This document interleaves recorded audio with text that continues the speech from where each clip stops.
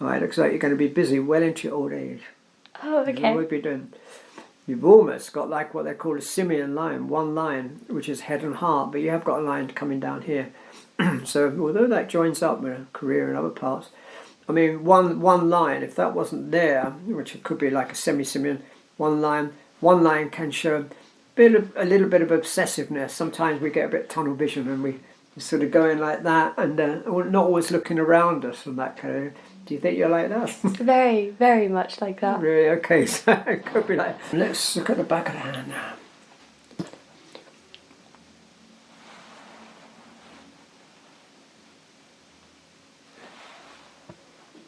Yeah, that's good. Okay. It shows you're pretty very diplomatic. You've got a nice, strong, long lifeline.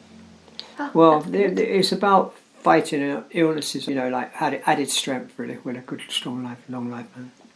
But however, you do have protection around you from accidents, illnesses, travelling. And this is kind of often spiritual protection. There's two. One for sure, watching over you in spirit world, maybe two there. Two careers kind of stand out. I would imagine one's the main career and one's a hobby. Something you enjoy doing, like what you're doing now. Yeah. And that carries on for many years, actually. Really? Yeah, it goes on for years. So I don't think you're just going to give it up like that, How's your eyesight? Is it good? You need glasses. Yeah, I need glasses. For reading or distance? Yeah. For reading, is it? Yeah. I can't see things that are far away. But I never wear them. That's amazing that you can tell. 2030. Well, a really common time for a lot of people. It's mid-30s. There's changes, and if that was your headline, the way you're thinking, and then there's kind of a split around that mid-30s. So this is quite a common time because people get married, have children around that time. Yeah. So it can be a big shift in your life from that one. So I begin by looking at the aura, and the aura is an energetic extension of where you are, and that shifts and changes. You might have seen those photographs with the kind of coloured blobs, and that's effectively what I see. This is going to be seemingly obvious from the outset, but I see a lot of blue around you, an awful lot of blue, very, very clear, very crisp, very clean, very unadulterated, actually, which is great.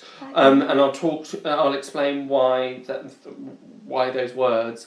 But blue is invariably the colour of communication. One thing that I would say.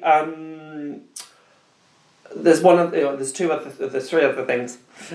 One thing is that they're talking about a library, and again this is kind of metaphorical, but they are linking you with literature again and books and all of this kind of stuff, because they're talking about the Queen of Wands, and the Queen of Wands being a really, really good depiction of you, actually. And the Queen of Wands is typically quite creative, isn't afraid of having to spin lots of different plates at the same time. They're showing me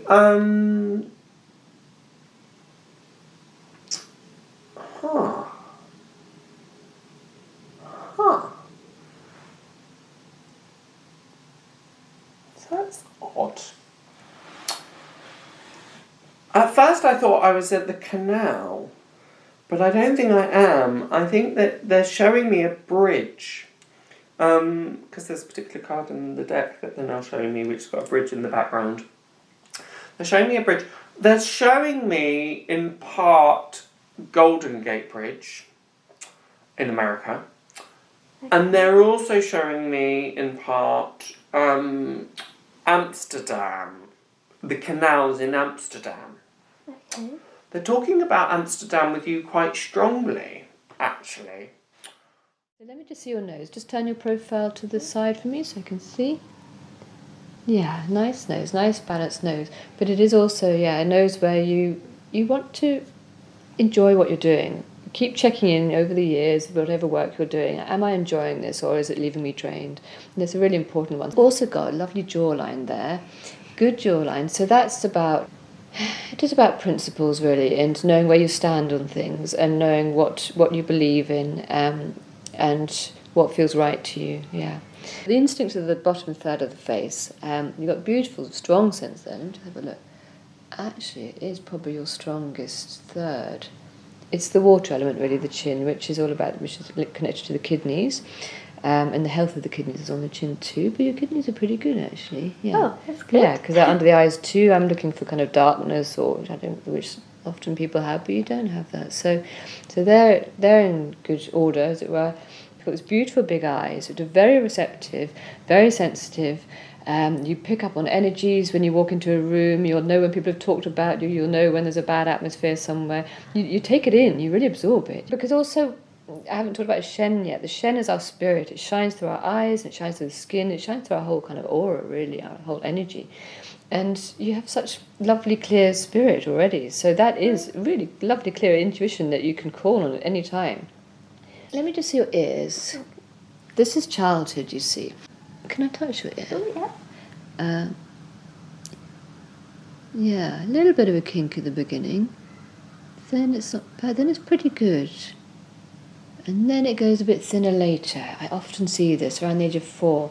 Let's go to your eyebrows now. Very nice eyebrows, nice and balanced, long. That's when you're good at having friendships. You're good at you make friends easily. People want to be your friend, and you keep friends easily. The curved forehead is a lovely thing because that's ancestral traits coming through. Yeah, so your third eye area is really very light there. That is the intuitive side. You could tap into a lot more than you even realise, I expect, if you just have a go. In Chinese face reading and in Chinese medicine, I do 5-element acupuncture as well, or partly 5-element acupuncture too, and it's the same kind of template we use. The fire element is all about joy. It's all about the heart. The heart is the organ, and it's all about joy, and it's all about love and connecting on that level. And you're really good at that. You're really good at just being a warm, friendly, open person like that. Yeah.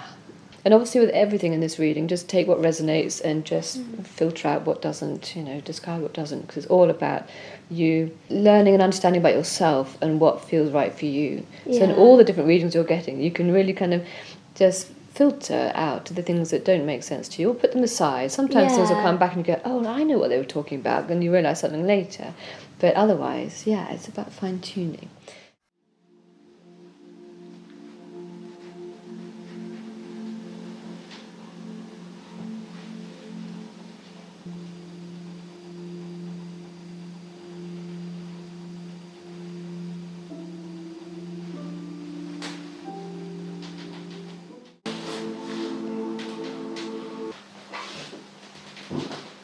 What did you feel? Yeah, like what you said, really, like tugging. It's funny, isn't it? No contact, but it was tugging. Or like fuzziness, I don't know. That was what? Fuzziness, I don't know. What, in what colours? Like by the end, like this side of my face, I really felt something. Yeah. More than everywhere else, and I don't know why. It's the same with the holistic healing, which means when I do mental and emotional stuff for the whole body, it's often the same thing. One side will just speak more than the other. It's just what's needed at the time. Essentially, you're taking it's like having a whole body thing just from the neck up. You're taking what you need to take, whether you're aware of it or not.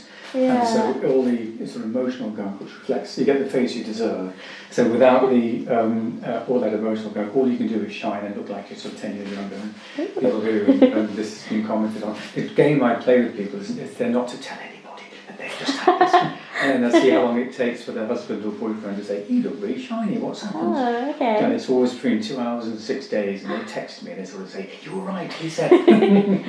See who notices. See who notices, exactly. We're proof here, so we're proof. So that's it.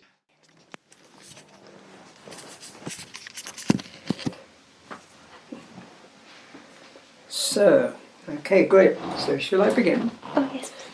Okay, put my glasses on. So, do you use your right hand for writing? Yes, my right look hand. at the left hand first.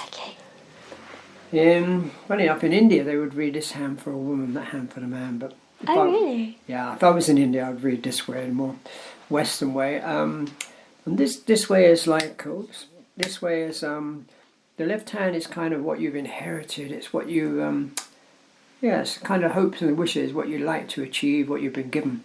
And the right hand is what you're making of your life, what you are achieving. So we'll check that one after. There are a lot of people, I mean, I got into this way of habit of reading one hand at a time. Many people would read both hands, but I like to do it this way now. And you have nice warm energies. That's good for helping people. Let's look at the back of the hand now. Healthy now. It's a little bit of stress showing on maybe a couple of months ago, a few weeks ago or something like that. Yeah.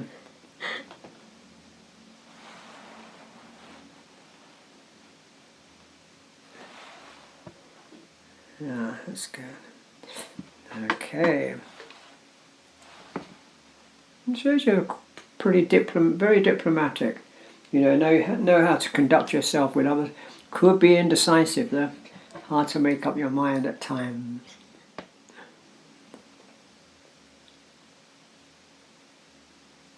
So, how old are you now? 24. 24 now, okay. Okay, so we got it shows you're optimistic, outgoing, very easygoing, actually, adaptable people, good ability to help people. That's great. Very sensitive. Give a lot of yourself to other people. So give a lot of energy out. Have to say no at times. So you can drain your energy. And because you're quite a sensitive person as well, you can just kind of avoid the emotional vampires if you can. Not always easy to do. No, can't spot them. You've got a nice, strong, long lifeline. Oh, well, it's about fighting illnesses off, like added strength, really, with a good, strong life, long lifeline. But however, you do have protection around you from accidents, illnesses, travelling. And this is kind of often spiritual. Spiritual protection. There's two. One for sure, watching over you in spirit world, maybe two there. Hard for me, I'm not working as a medium, but sometimes it could be like a grandmother, grandfather, someone who's passed on and I don't know, did you have anyone close to you? No? Only my grandfather when I was really young. Could be someone like that, You have a lot of wisdom, to understand and tune into people. That's really nice for working with people. A little bit of melancholic attitudes, withdrawing from the world at times, need your own space, getting away from those that drain your energy sometimes.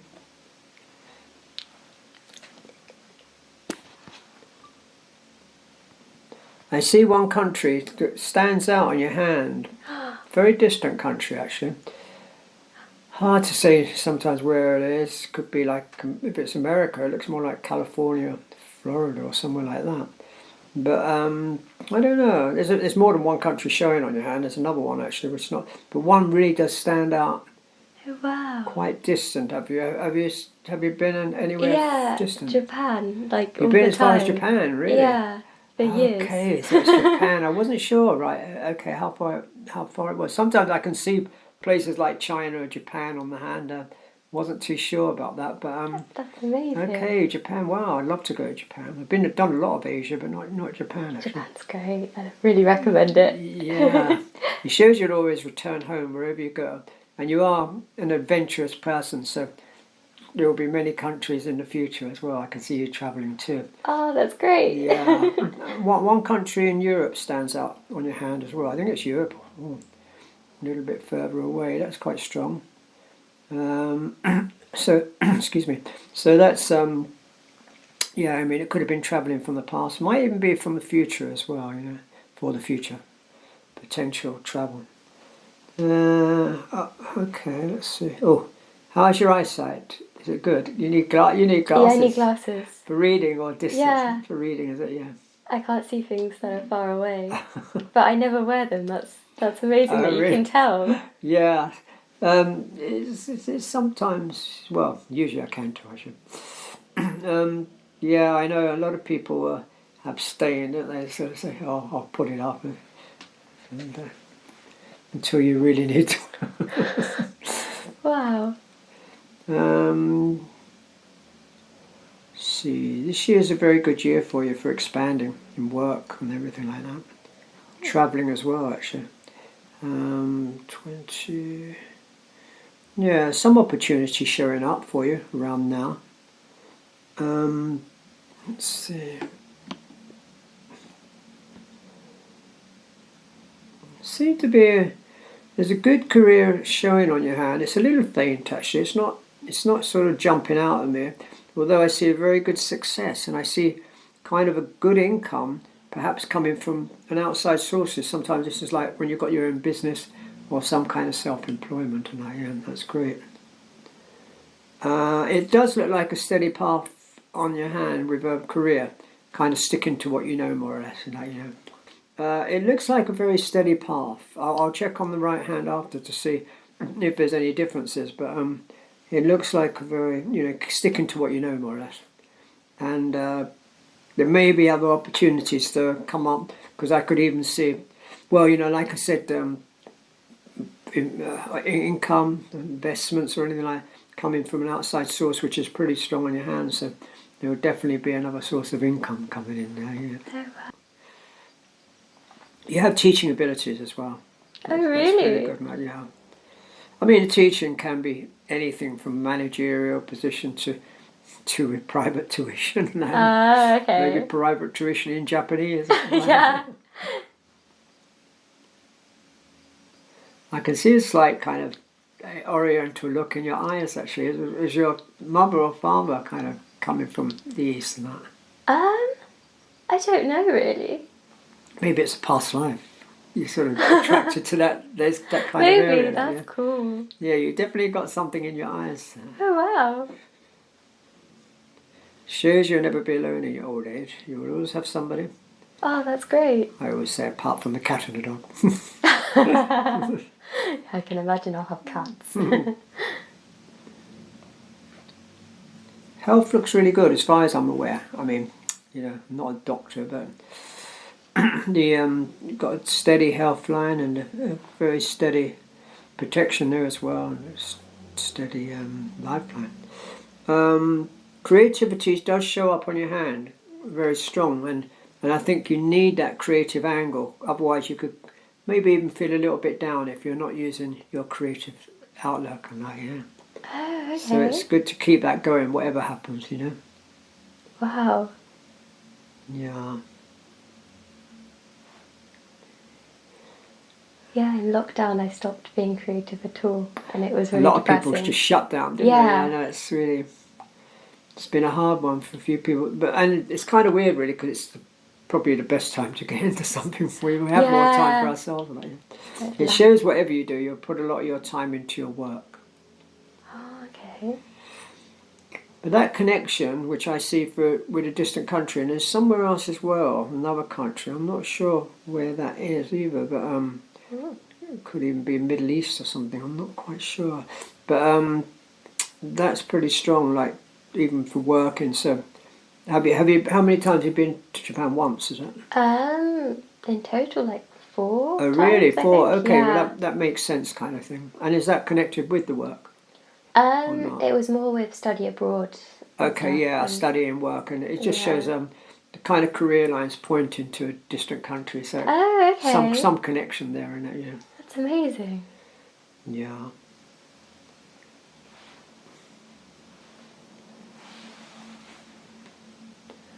I see a very happy relationship there, a very long one. It showed a little bit of a glitch, maybe in the beginning, early stages, and then it kind of really sort of continues, actually. I mean, it's always hard to know, if there's a good relationship now, maybe that's the one that will carry on for the rest of your life. You can't always be 100% sure about these, because the lines on the hands, they can change as little as 2 to 3 months as well, Oh, okay, And, gosh. but the potentiality is there for a very long and strong relationship on the hands for the future. And I'll check the right hand up there. I do see 2 children stand up, a third one if you would like another one.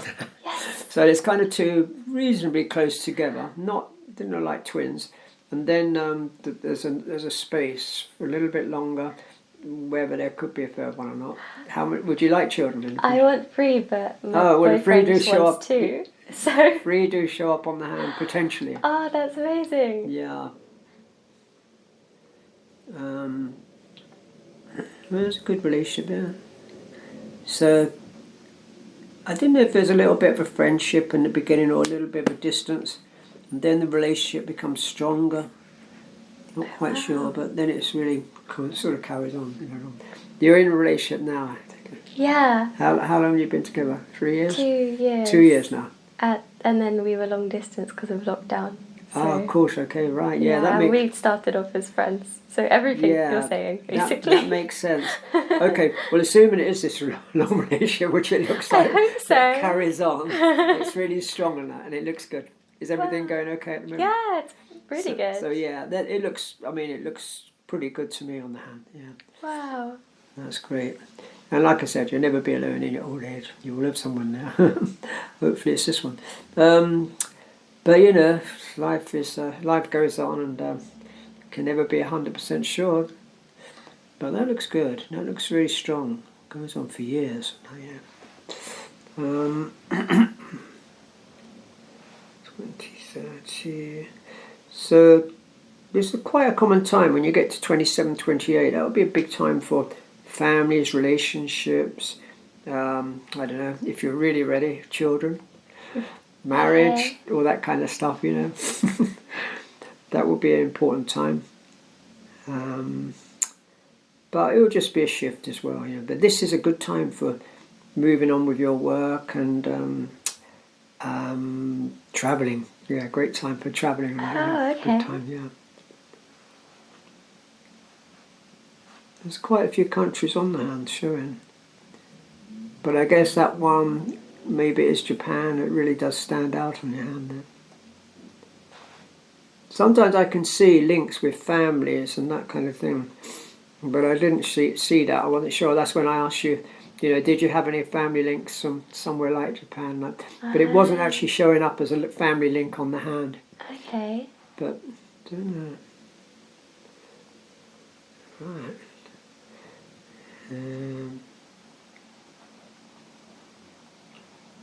Okay, that's great.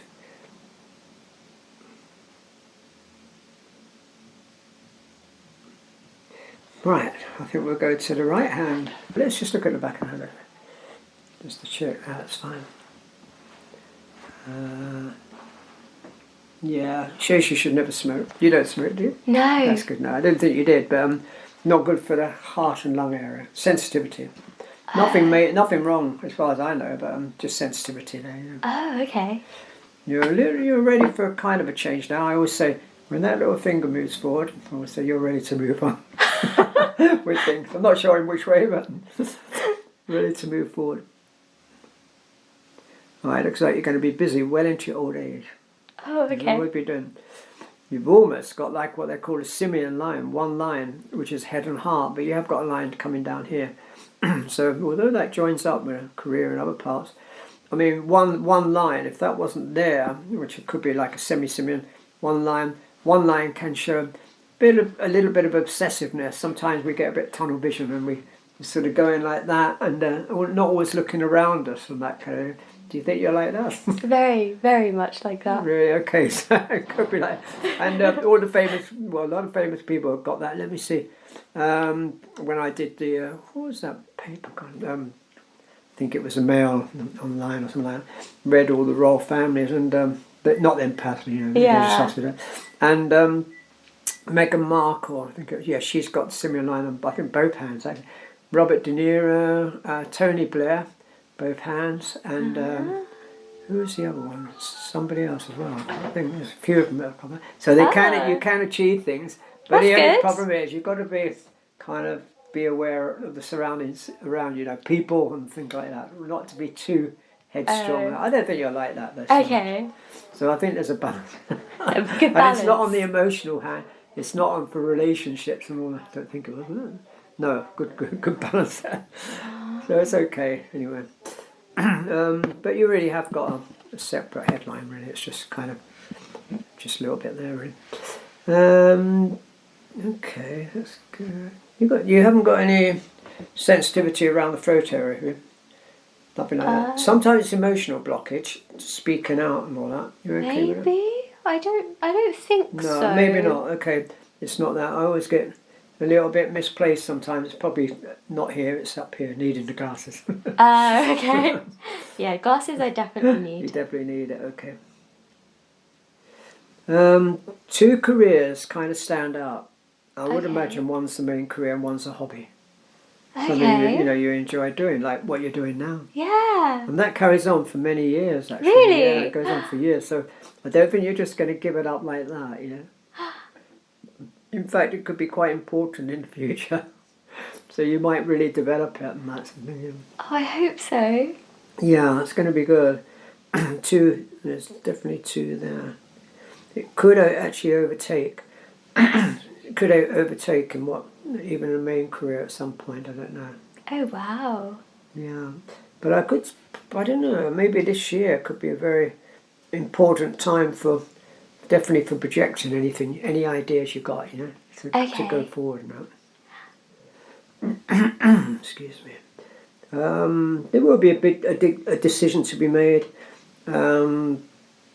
probably in the mid-30s with your career. It kind of splits them, but it does carry on. It's just a decision to be made. Yeah, I guess that. It could be before, but definitely by the mid-30s there will definitely be decisions to be made. And funny enough, that could be a very important time, with maybe with the hobby becoming much stronger. Oh, okay. So around that time as well, yeah.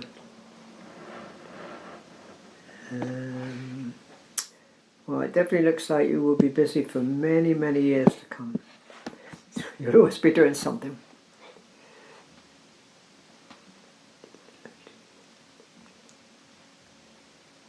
Oh, I can see.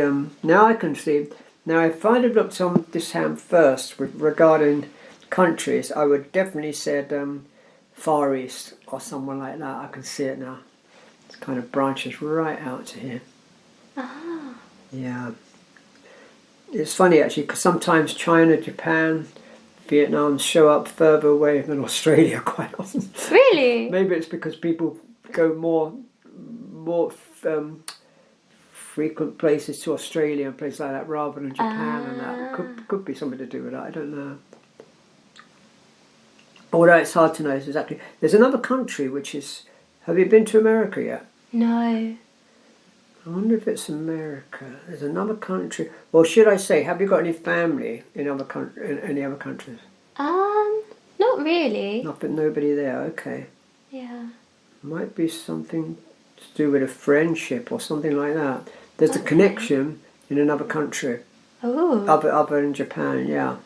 Oh, So it could be interesting. just some, like friendships or a reason to go, in that Okay. place. It's not so, well, it is there actually. I say it's not so strong. It's showing up on the hand. I don't know. It's kind of, it looks distant. It's not as far as Japan though, but I really do think it's somewhere like America or somewhere else that you might really enjoy and go back and forth. Have you got any other places in mind you like to? Yeah, I guess I quite like places in Europe as well. Well, Europe is on the hand for sure. Yeah, there's that's countries great. in Europe, but this is a little bit further away than that. So Korea, maybe? I don't Korea, know. Yeah. really? Could be there actually. Yeah, not far from Japan. In fact, you can get the ferry from South Korea to Japan, can't you? Busan Yeah. and that. Yeah. I was in Seoul once, but it was snowing. I had food poisoning from Taiwan. gosh. I had the flu. And this virus, and was just lying in this bed in the middle of nowhere in this hotel in Seoul, in that demilitarized zone with all these American combat army soldiers coming in with combat gear. And I thought, God, where am I? Like that. Yeah. And it's just that I went to visit some factories from Taiwan and had a business importing, and it was kind of crazy, and it was snowing. It was 0 degrees of snow, and I thought, God, it would have been so nice in the summer though. Seoul It in would have been winter really is lovely. really, really It cold. was so cold out there. Well, that's it could easily be somewhere like that, But it's kind of somewhere if it's not there, it's somewhere you will connect in the future, I think. Oh, with, okay. Yeah, with something.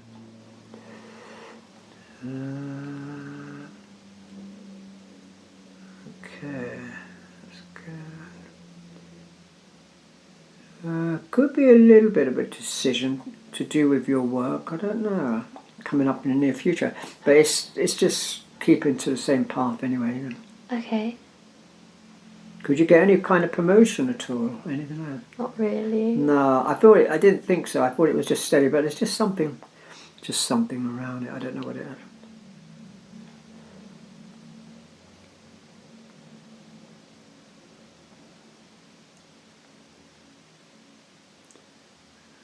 Okay, that's it.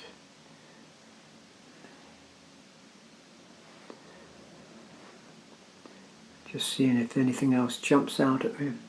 Oh, it shows you've got a good memory. That's good. Oh, that's good. Think a little too much at times. Yeah, that sounds very accurate. Do you do anything kind of sporty or dancing? You've got a good sense of rhythm and timing there. Yeah, I did dance loads as a kid. Really? Yeah, That's good. not so much recently though. Yeah.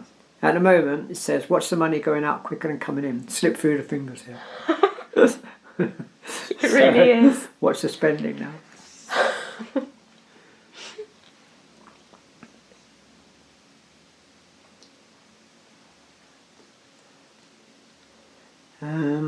2030. Well, a really common time for a lot of people. It's mid-30s. There's changes, and that, if that was your headline, the way you're thinking, and then there's kind of a split around that mid-30s. So this is quite a common time because people get married, have children around that time. Yeah. So it can be a big shift in your life from that one, if not before.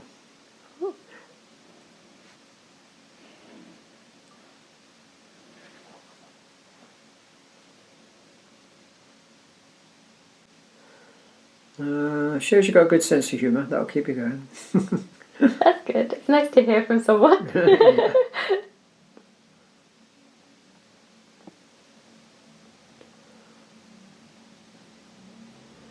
It does show that you're very idealistic, high in idealism. You set your standards very high in choosing partners, and maybe even friendship. You maybe give a lot to two friends and that, and you expect that back. Really, sometimes if they let you down, you can get a bit disappointed with that one.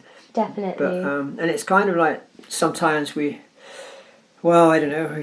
We should just be able to give and walk away if we can, without getting too attached to it. Yeah. If it's not returning, reciprocating some ways of friendship and that. But especially with a relationship, you set your standards very high.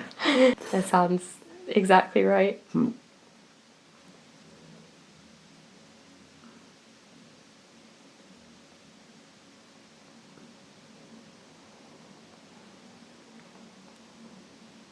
I thought I could see writing on your hand actually, but I don't know. Maybe it's just what you're doing, the creative side and that. Do you like writing or painting or anything like that? Yeah, I really like writing. Do you? Books, yeah. Oh, brilliant, excellent. So that might be good then for the future. Another sort of addition coming in. Yeah, that's kind of that shows up on the hand. There. Sometimes it's exactly hard to know because some people are more into painting rather than writing. And that kind of, Okay. But I could see that on your hand there. There's a slight blockage on your creative side. I don't know why, because you're being creative actually, but it doesn't mean to say I've seen a lot of artists with sometimes a little bit of a blockage, and it just means keep it flowing. Do you know what I mean? Keep that creative side going. Probably because of lockdown and all that, we kind of shut down a bit. Yeah. So it's just really keeping it going actually.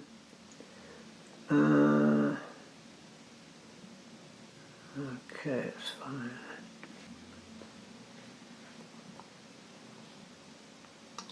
Well, it's most certainly a lot of travelling for the future there. Many countries are showing up in the future.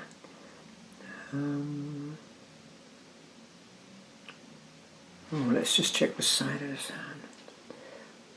Yeah, it shows a good relationship. There's a little bit of an element of where you do your thing, partner does theirs, from keeping the independence and that. So you Yeah. know, you've got your own kind of thing. Do you enjoy it to be like that sometimes a little bit? I mean, I know you want the closeness and security, but there's a little part of you that might like that space sometimes. You know, doing I your think own thing. so. Yeah.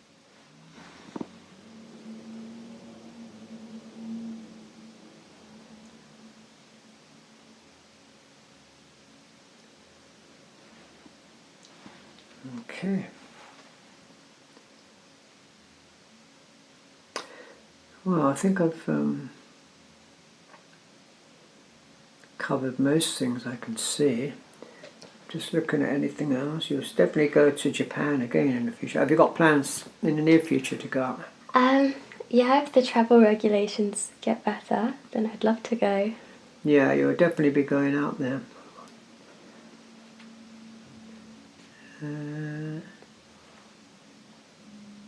Okay, let's go.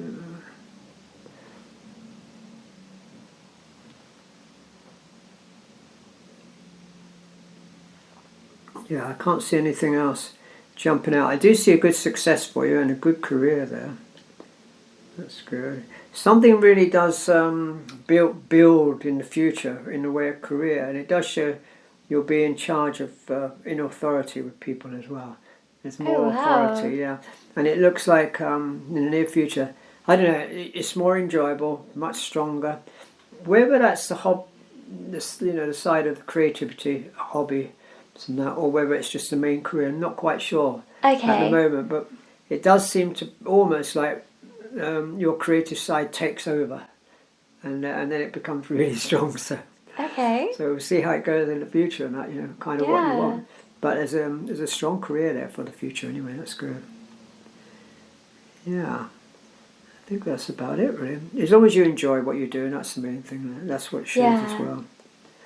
That's good. But no, it looks really good.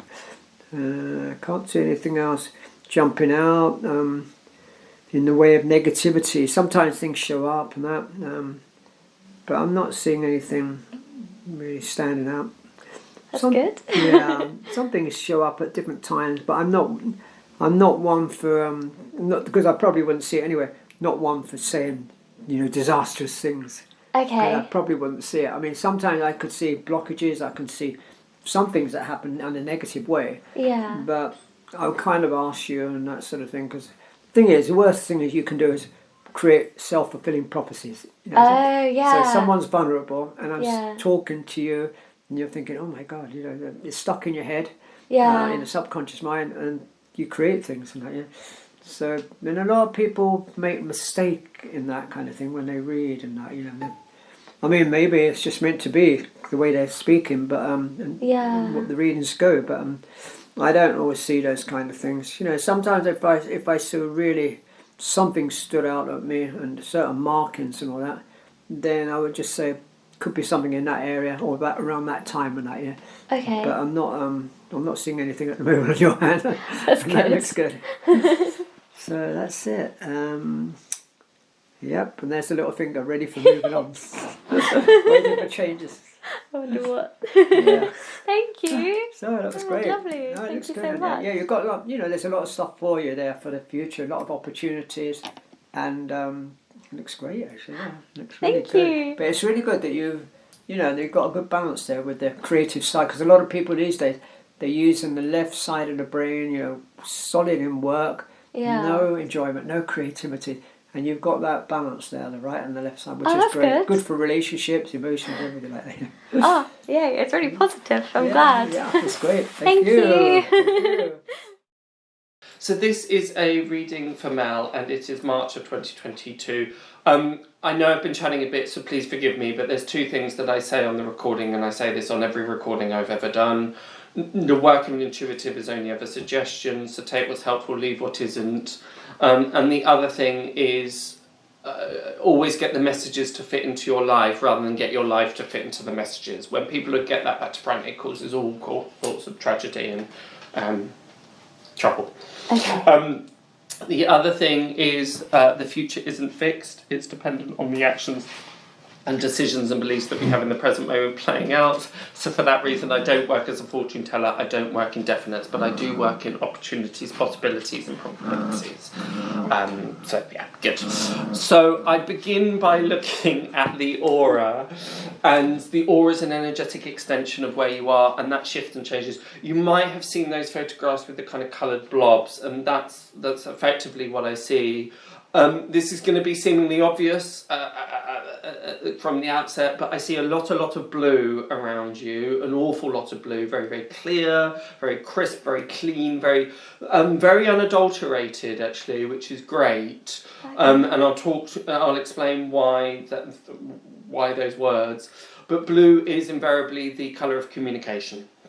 The one thing that they're showing with you, and again, quite obvious with all this stuff, but they're showing me an antennae, or they're actually showing me a sword that's the Ace of Swords from the tarot.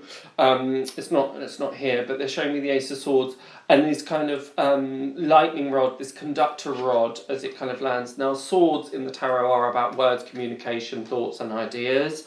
And this kind of lightning rod is about, in a slightly odd way, it's talking about you being a conduit. Now, what I mean by conduit is they're showing you, it's a bit of an odd thing to say, but they're showing you almost as a kind of fuse that you get in plugs. And it's slightly, and this is even more bizarre, but again, I'll explain it. They're slightly showing me Frankenstein's monster. Interestingly enough. Now, part of why they're doing that is that they're talking about they're showing me the temperance card, so they're talking about this process of experimentation you're in, and seemingly kind of stitching together different kind of things and creating. It doesn't have to be a monster, it could be something very, very pretty. It's a way for me to understand. But they're kind of stitching it together, and they're talking about you juxtaposing these different aspects and trying to shape and form something of your own making, something of your own creation, for want of a better term. And they're also showing me this kind of flip of the switch, a bit like in those old sci-fi movies where they kind of flip the switch and the electricity comes down and then goes through Frankenstein's monster, and then it sits up. So this is in part about, this is a bit of a timing thing, and they're saying with you that the lightning bolt, in order to come in and wake that monster up, and by monster I mean, this is positive, it's something of your own making, we'll say. When that hits and strikes, then it sits up and kind of comes alive. Again, this is why they're using this metaphor. It's when that happens, what they're showing me is these little, you get them in springtime, where they look like little umbrellas, but they're seeds. Do you know the ones I mean? They've got the long thing with the seed on it, and these kind of little curly bits that come up, and they kind of catch the wind and they're off. Yeah. This is about what you're saying and what you're communicating being broadcast, actually going out. It's almost like they kind of scatter, but they scatter in a good way, that it permeates. I don't want to say necessarily globally, but it does. It kind of transports. It goes across land and sea, basically. Oh, wow. But the lightning bolt, as it comes in, they're kind of saying it's a bit alchemical. It's a bit, it's something outside of your control. Okay. Basically, he's kind of waiting for that lightning rod and waiting for the thunder to come down and strike. So all you can do is kind of stand outside with your lightning rod, trying to kind of grab the attention of it. So there's this double reaffirming for you of it will happen. Okay. You're just going to slightly wait, and this thing of it's slightly something that is outside of your control. It's not something, because sometimes they show me kind of people. They show me the Eight of Pentacles from the tarot, which has got the protagonist over the kind of working bench hammering away. So it's not so much about you yes, obviously you've got to work hard and put in the hours and put in the application, but it's not, the results don't come from that. It kind of comes, the words they're actually using quite interestingly is a stroke of genius. So it's probably more in an idea that is, in a way, okay, yes, thank you, okay, good, thank you. In a way, is more about kind of strike of inspiration. It's something that hasn't been done before. It's slightly thinking outside the box. It's kind of one thing they're really, really reaffirming is it's not about copying what's already been done. Okay. And that's really, it's not about a kind of, particularly in a creative sense, it's not about going, well, I'm going to kind of do something similar than that and then kind of you're not at the photocopier. Okay. And then kind of printing it out. They're saying, actually, you need to do this process of, I'm going to take that kind of aspect of that, and I really like what they're doing over there, and I really am inspired by them, and bringing it all together, stitching it together, and then waiting for the lightning bolt to come through, and then it takes off. And there's also this when the lightning bolt comes and strikes the rod, there's a quickness within that. There's a mercurial nature of that. This is not about it taking a long, long time and slowly scaling up. They're showing you've done all of the amalgamation, you've brought all these things together. Then there's the flip of the switch, and then it's almost kind of overnight in a certain way. And then it comes alive. So it's quite dramatic. It's quite kind of you'll know when it's happening. But it's very, very positive. Because they're showing me the Tower card from the tarot, and often the Tower card, a lot of people fear it because they think, oh, it's about dismantling and the kind of shocking news and all of that stuff. But in this instance, they're actually saying it's really, really positive because it's a bolt out of the blue, but a bolt out of the blue that brings enough energy into what it is you're doing to jumpstart it. Okay. In a certain way. I know it's a bit odd. I'm not going to ask it anyway. Do you do any stuff with celebrities, or do you want to do any stuff with celebrities or anything like that? Yeah, I want to. I don't at present. Fine, good. I wouldn't be surprised if you do. Wow. That's what I would say, just because, again, the way that they're showing this lightning bolt is, again, if you haven't been able to tell so far, I work very clairvoyantly, so I work on all these images. It's kind of, they're weird and wonderful images, but they're a nice way to give information across. I'm seeing stars. I'm literally seeing kind of stars kind of jump out of this. So stars being celebrity stars and all of that stuff. And again, there's something about this being probably transatlantic. Okay. I would say. I think there's some kind of American aspect to it, but they're also taking you east. So probably Europe and America in some ways. But one thing they're really emphasising, Mel, is this isn't about you just doing one thing and one thing only. It is a kind of patchwork thing where you've got many different kind of elements to it. It's not just, for instance, interviewing. Okay. It's not just on that. It's kind of, yeah. And they're saying to me, it's like, some people might call it stealing, but it's not stealing, it's purely inspiration. But it is kind of, they're showing you, to me, it's almost like you're cutting out the bits that it's actually, interestingly enough, you're cutting out the bits you don't like of other people's work, and then keeping the bits that you do. So don't be afraid to kind of go, oh, that's really good, oh, that's really good, oh, that's really good. It's not emulating, you're just going, oh, I like the way that they do that, so you're bringing it together. And it's by the bringing it together that you will create something entirely new. Okay. So that's really, really important. The other thing that they've been talking about with you is English. I don't mean as in the kind of spoken language, because obviously you speak English.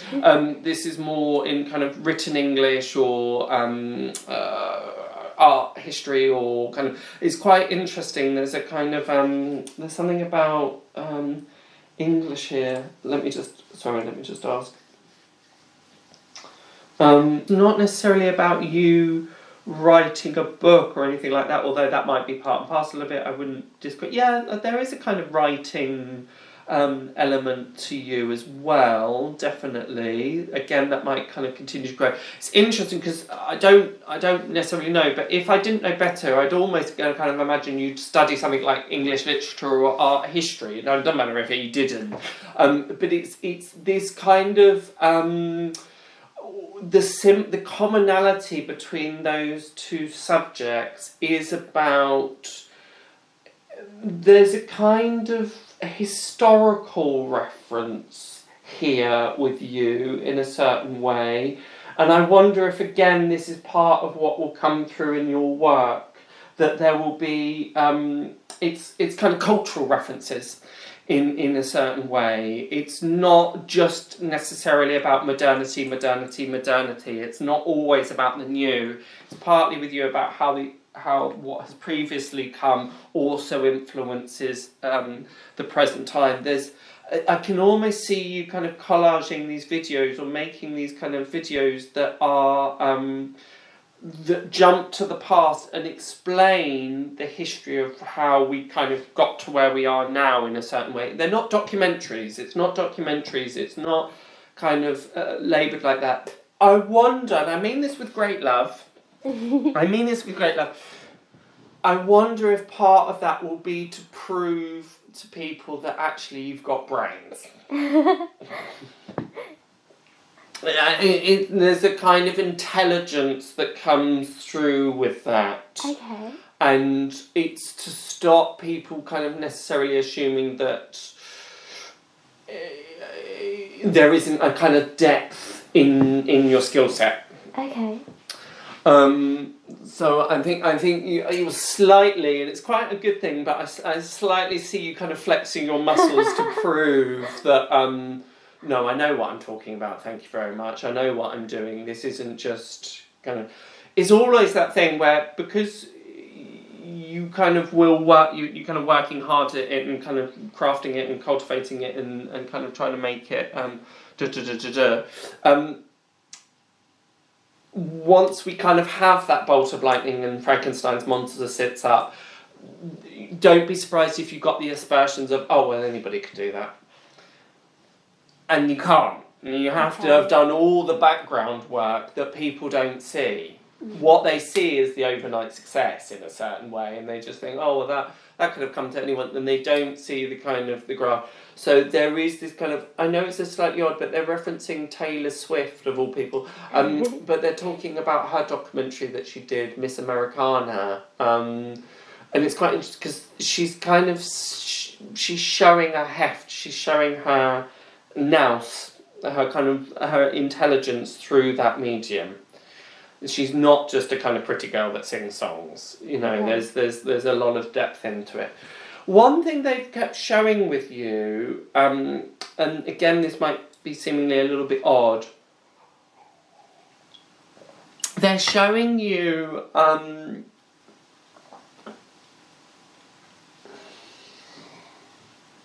yes. Okay, good. They're showing you, it's very odd, it's not odd, it's a little, you might think this is a bit left field, is what I mean. They're showing you on this road, you have to bear with me with this now, because it's going to take a little while to get to the message, but I have to give it kind of step by step. They're showing you on this road, and they're showing you with this road that your kind of car's broken down, or something like that. And it's a bit of a country lane, and it's at night. So you've got your boot open, because it's got the kind of warning hazard triangle on, and I can see you kind of standing out of your car, waiting for somebody to drive by. And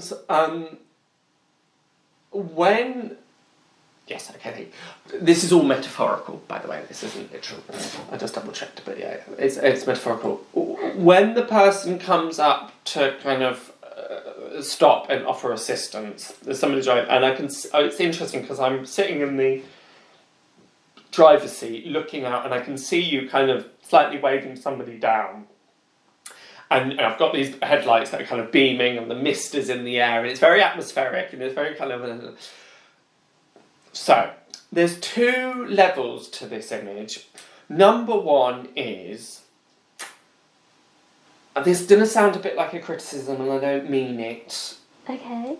Sorry, I'm slightly... Just be mindful. Are you familiar with the concept of archetypes? Yes. Great. Yeah. Be mindful not to slip into the archetype of a damsel in distress. Okay.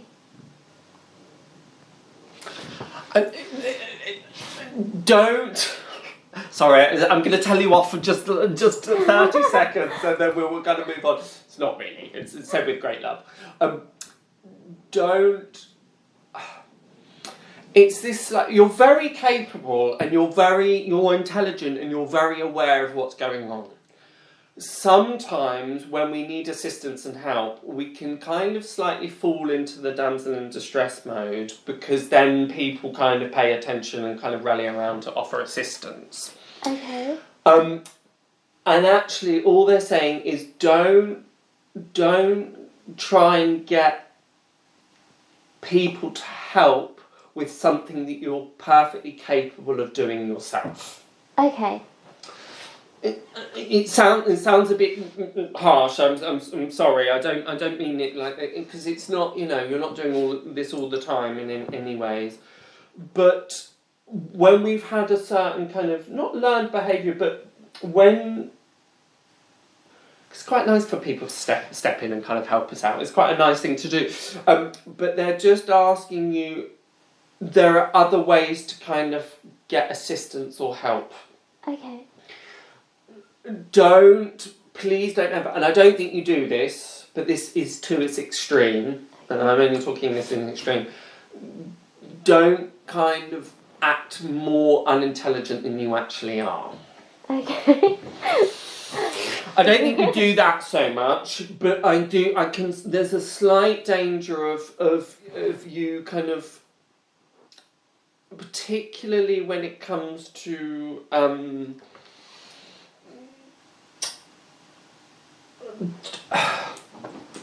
yeah, okay, thank you. They're saying don't allow yourself to be pigeonholed or fall into the stereotype of a damsel in distress. I'm going to ask if that makes sense. It doesn't necessarily have to make sense in a kind of factual sense, but you understand conceptually what I'm trying to talk about. Yeah, fine, good. Because I can just see the occasional thing where you've slightly intellectually clocked out with the assumption that somebody else will kind of step in and assist. Okay. And I think you're doing yourself a disservice there. Okay. I think the more that you can, don't be afraid to kind of go, no, I know what I'm doing, thank you very much. No, I've got this. No, I understand. It's don't be afraid to kind of show your intellectual brawn. Particularly when it comes to men. Particularly when it comes to men in a place of authority. Okay. The other thing to do with this image is when I'm kind of in this car, it's a bit of this is again going to sound slightly unnerving, but it's absolutely fine. Again, we're slightly with the horror movies with you. It's quite funny. Yeah, no, it sounds really awful, but it's not at all. It's absolutely not. You probably there will be a reason that they're making these horror movie references, but remember that they're movies. Okay. They're not. These aren't kind of real situations. It's kind of where they started off with Frankenstein because it's so kind of extreme. But this is slightly the kind of the beginning. You know, in those kind of jumper movies where they've kind of got the oh no, my car's broken down on a country lane and they're slightly they're kind of, it's all pastiche. Please don't worry, you're going to be absolutely fine. There's nothing they're going to do. But it's also about somebody that's coming in to offer assistance, that doesn't necessarily have your best interest at heart. Okay. I would say, again, it's very much a male energy rather than a female energy. Again, nothing untoward's going to happen at all. It's more just they will be seemingly trying to kind of give you assistance, give you help. Again, this is more in a professional sense rather than a kind of in a relationship sense. Okay. That they're trying to kind of, they're literally showing it to you as showing it as somebody that's trying to, like, you're trying to scale a wall and they kind of offer their hands for you to kind of put your foot into and try and scale the wall. They're saying that seemingly their intentions will be good and, oh yeah, no, I'm more than happy to help you. But actually, it's a little bit, they've got their own agenda. Okay. Basically, and again, that agenda's not nothing nefarious. It's nothing problematic, but there's just a disingenuousness that I'm trying to kind of safeguard you against. Basically, so if you've got that instinct of, I don't know if they've really got my best interest at heart, there's something kind of.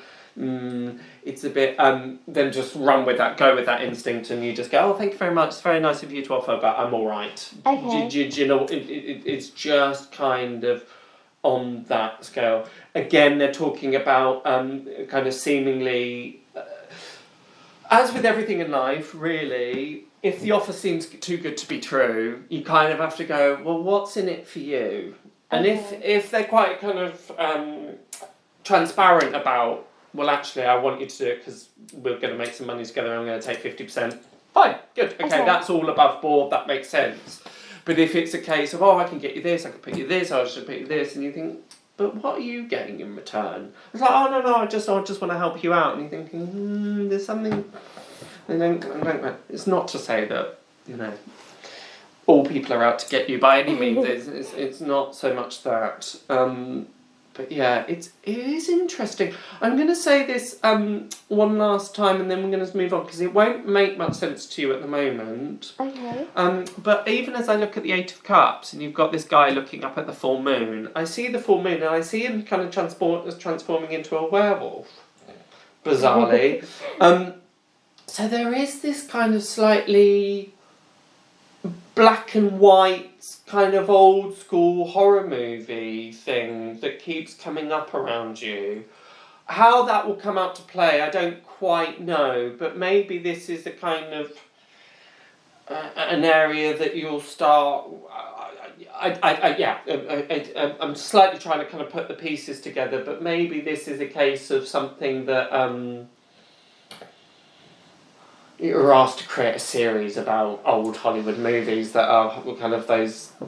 They're horror movies, but they're very much the horror movies of the kind of... They're not the slasher kind. Do you know what I mean? They're kind of very...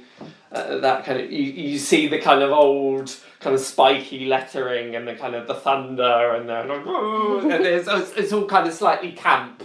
And then they're kind of talking about that kind of element here, very strongly actually, very, very strongly, because they're even, I know this sounds a bit odd, but they're even kind of showing me, you know, those, as a kid, when you go to Halloween parties, you can get those clip-on teeth with the fangs and the kind of, they're slightly showing me all of that. They're showing me all of these kind of black and white, kind of old... kind of scary movies, so there's something in that comes in for sure. Definitely. Again, you might think, oh, there's a bit left field, but it's all good. It's all good. There's a kind of thing here about. I wouldn't be surprised if you end up meeting someone. It might be in a romantic sense, it might be in a kind of different sense that's kind of really into these types of movies. Okay. Because one thing that they're showing me, again a bit odd, but they're showing me a young Johnny Depp. A very young version. So again, are you in a relationship at the moment? Yes. Yeah. I thought you were, because you've got the lovers.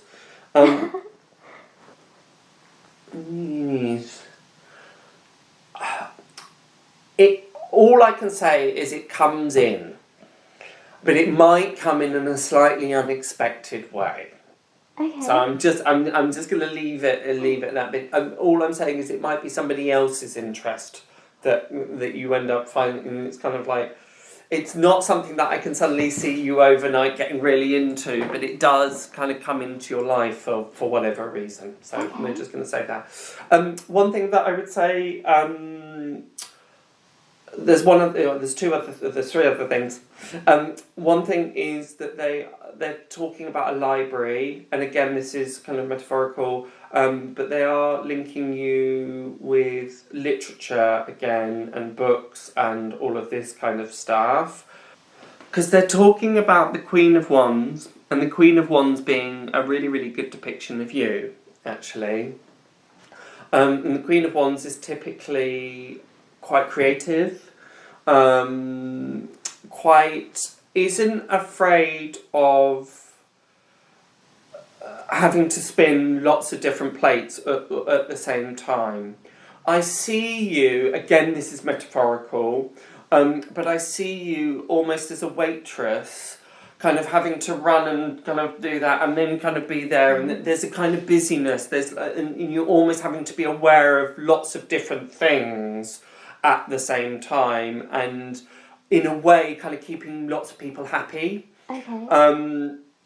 But I don't mind that. It's not like you, this doesn't fall into kind of people-pleasing territory at all. There's a kind of awareness of, there's some jobs that we can do where we don't it doesn't really matter if the person at the end of the line's getting a bit annoyed or that we, but I can see you in this environment having to be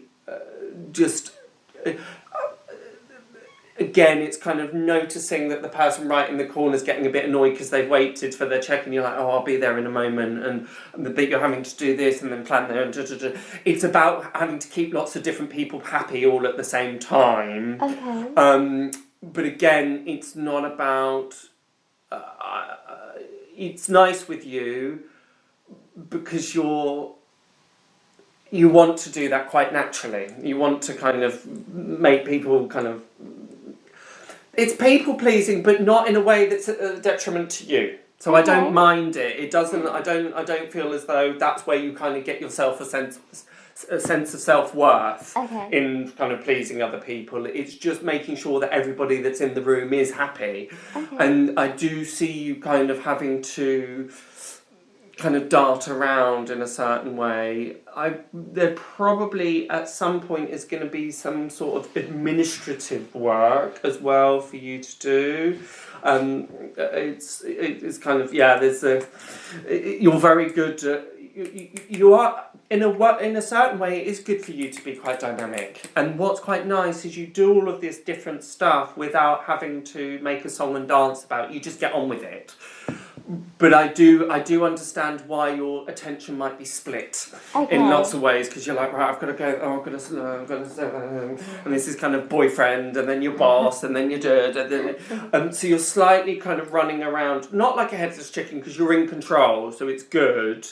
But I can just understand why trying to keep lots of people content in that way is quite demanding. It's a bit like why waitresses should be kind of given Nobel Prizes, really, because it's not a job I'd want to touch for a million years, really, because no matter how much you kind of do, people still want more in a certain sense. And they're asking me to make you slightly aware of this, not because there's anything wrong with it or it needs to be adjusted. Just be aware that does require a lot of energy, focus, and kind of that's quite a big ask that you're kind of placing on yourself. You can do it, absolutely. It's just that's only sustainable for so long in a certain way.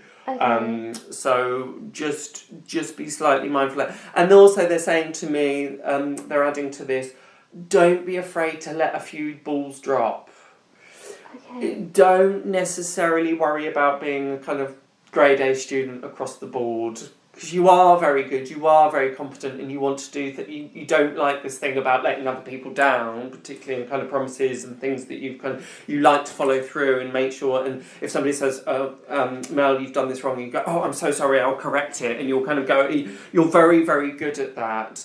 But it's sometimes just make it a priority list. Make it kind of go, do you know what, that I might not want to do admin for the rest of my life. So my boss, who's the admin, if he sometimes gets annoyed because I have to call in sick or whatever, not call in sick, but it's kind of, if I have to only give 70% to that so that I've got an extra 30% to give to the stuff that I really want to do, then it's fine. They're just slightly asking you to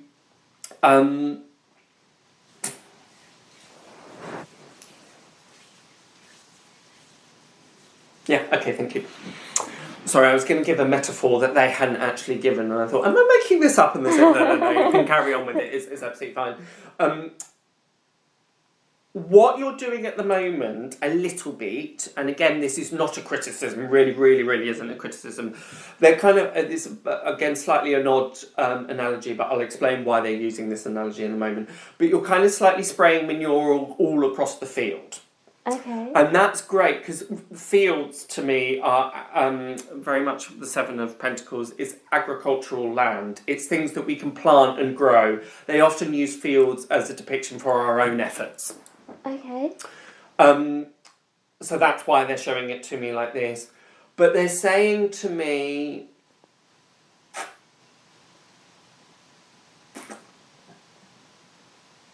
in a way, sometimes you need to be selective about what parts of the field you give more compost to than others. Okay. And tend and harvest and grow the plants that you actually want to grow. At the moment, it feels like you're a little bit trying to kind of grow the sweet corn, grow the potatoes, grow the thing. You're slightly giving yourself equally to everything. Okay. And that's good in many ways, but at the same time, what do you actually want to grow? Okay. Are you interested in growing potatoes? Probably not. You're probably more interested in trying to cultivate the Chelsea flower show.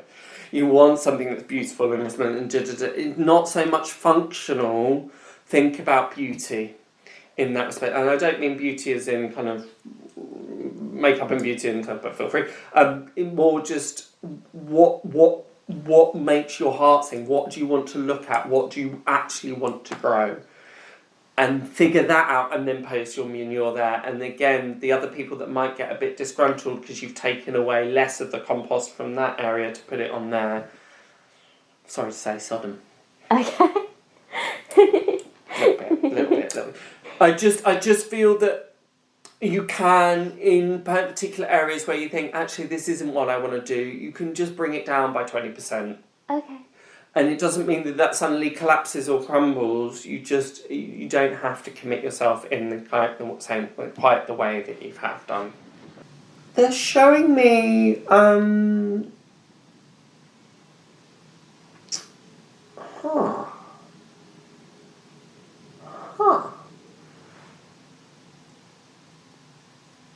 That's odd. At first I thought I was at the canal, but I don't think I am. I think that they're showing me a bridge. Because there's a particular card in the deck that they're now showing me which's got a bridge in the background. They're showing me a bridge. They're showing me, in part, Golden Gate Bridge in America. And they're also showing me, in part, Amsterdam. The canals in Amsterdam. Okay. They're talking about Amsterdam with you quite strongly, actually. Very, very strongly. The more I look at it, the more crisp and clear it becomes. But they're showing me this bridge. It's a very particular bridge. And this is a literal thing now. Okay. We're going into the realm of the literal now. It's not metaphorical. I wouldn't be surprised if you visit there or go there or do some kind of work there. I think it's Chicago more than New York, but I wouldn't bet my bottom dollar on it. It's one of the two. It's either Manhattan Bridge or Golden Gate Bridge. You have to double check where Golden Gate Bridge is and then just let me know. But they're linking you with there, quite interestingly enough. they're putting you in quite a... I don't quite understand this, because they're putting you in quite a glitzy dress with a microphone, but I don't feel that is literal. Okay. So that's what's slightly kind of throwing me. The location is literal, but the kind of job that is there isn't. It's interesting because I've worked with, quite recently, quite a well-known TV presenter that kind of interviews people. Okay. And I kind of thought, oh, are we looking at this? But it's going to be a bit annoying, Mel, because it kind of is and it kind of isn't. I don't quite understand what I'm looking at 100%. Okay. But they are showing me... it's slightly confusing, because everything that I'm going to say is going to sound like I'm pinning it down, but I'm actually not. It's slightly confusing. But they're showing me... an award ceremony, but I don't quite understand it, because it's not, at least from my interpretation, it's not about you kind of standing there with a film camera and getting people to kind of talk to the camera. I don't feel like that's so much where you go. No, I don't, because again they're talking about this kind of Frankenstein monster, which is something about what you're doing is a little bit more ingenious. It's not kind of cookie cutter of you're just going into something that already exists. It's about you kind of creating your own thing. Okay. But they are showing me this kind of award ceremony, so I don't quite understand it. Okay. But I'm going to give it to you anyway, because they're showing it to me. And then the other thing is about Amsterdam. Very, very much. I've never been myself, so I don't really know, but they showed me lots of pots, so I know where I am. Lots of hashish. This might end up being somewhere that you go with your partner, Okay. oddly enough. That feels slightly more recreational than work. But there's something quite great about that trip. There's something there's something, I wouldn't say necessarily significant, but they wouldn't show me just a week in Spain if it didn't really have any, if it's just a nice holiday, they wouldn't really mention it. But there's something a little bit more significant about... But it's particularly the canals. It's 100% the canals, because I know that there's loads of bikes and da-da-da. And I see you there as well, kind of slightly doing these kind of quite fun poses and this kind of photographs. But I'm seeing this... You're kind of the age that you are now, so this isn't kind of... years down the line, whereas the Golden Gate Bridge or the Manhattan Bridge feels a bit more kind of slightly further down. Okay. Further down the line. But there's also something about, at some point, I wouldn't be surprised if you live near the canal or a canal. Then they're talking, because again they're showing you this kind of narrow road, and they're showing you kind of there's a living situation about the canal. Don't quite understand it, and again don't worry too much at the moment. But they're talking about a kind of move, and particularly again with your partner, in that kind of respect. Okay, so at this point, I'm going to say, what's going on? How can I help? What would you like me to look at that I haven't already done so? What would you like me to expand upon? Is there anything within there that kind of didn't make any sense at all and you want me to revisit? Or, what do you need? Okay. I think I'm most interested in career though, and growth and stuff like that. So quite. That's where they've kind of been focusing. Yes, Yeah. Because it's the kind of transition period for a while that might take a bit of time for you to kind of basically make this work financially. It might take a little while, but not endless at all. But it is interesting. It is interesting because I don't feel that this kind of stuff is this. Sorry, by this I mean, you know what I mean. It's lovely and great. It's just energetically, this kind of represents it. One thing that they're saying very, very strongly is that it won't just be this. Okay. There will be other things alongside it. I think that you working for yourself is great. I think that you're going to move more and more into that sense. I don't see you kind of working in a big...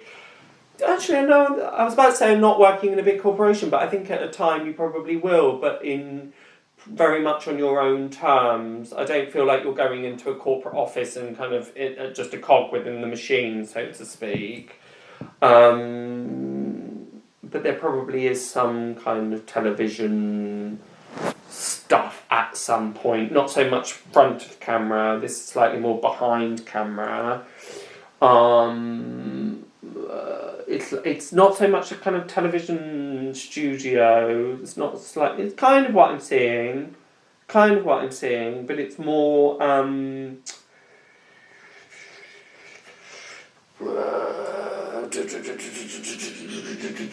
It's not film, it's not television where it's kind of filmed on location stuff. If it's like studio, I can almost see the people kind of sitting on the couch. It's a bit like I'm in the BBC News studio and they're kind of, and everywhere's dark and then over there's the light with the kind of red couch and stuff. So it'd probably be slightly more in that way.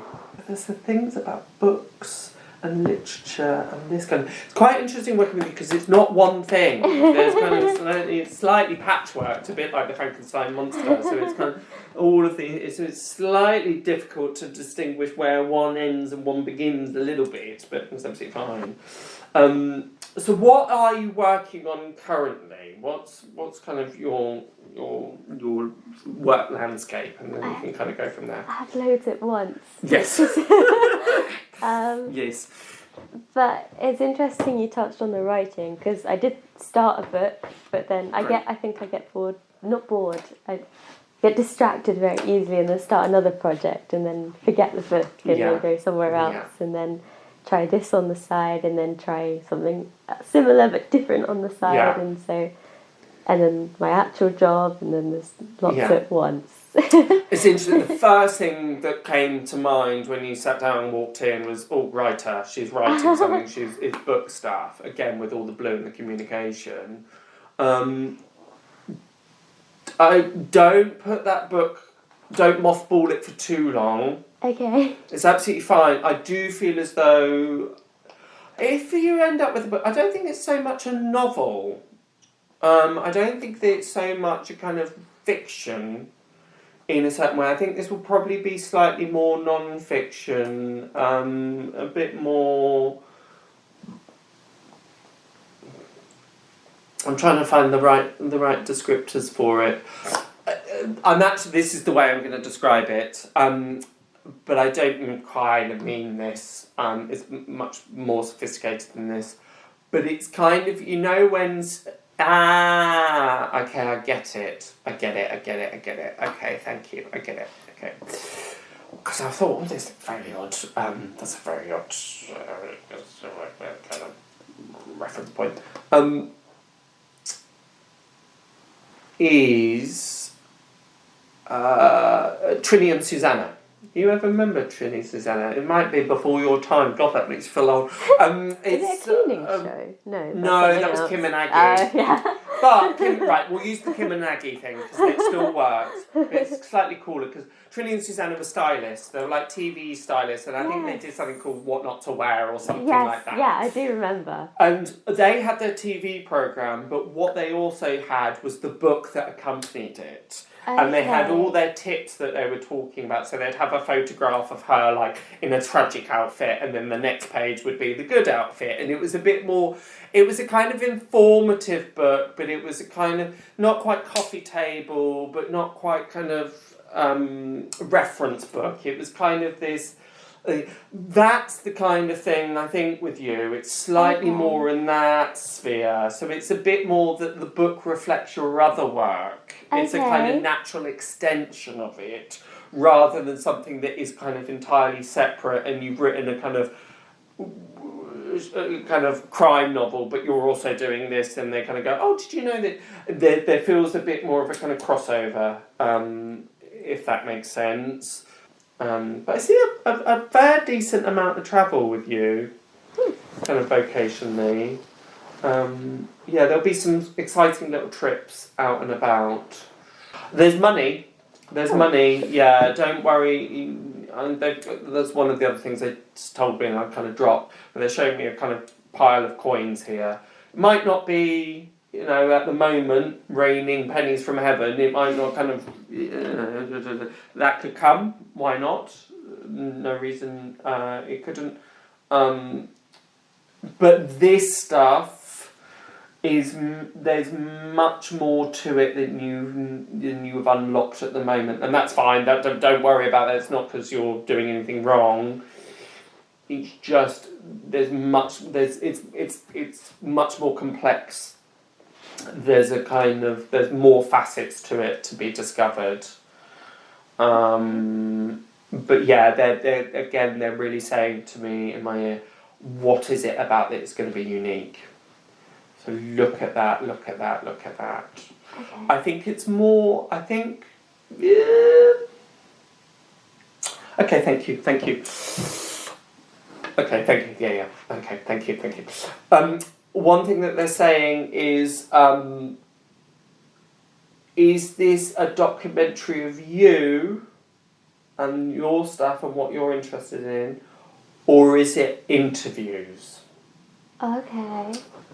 And that's what you slightly need to land on. I think there's more energy when you start bringing other people in. Okay. Does that help?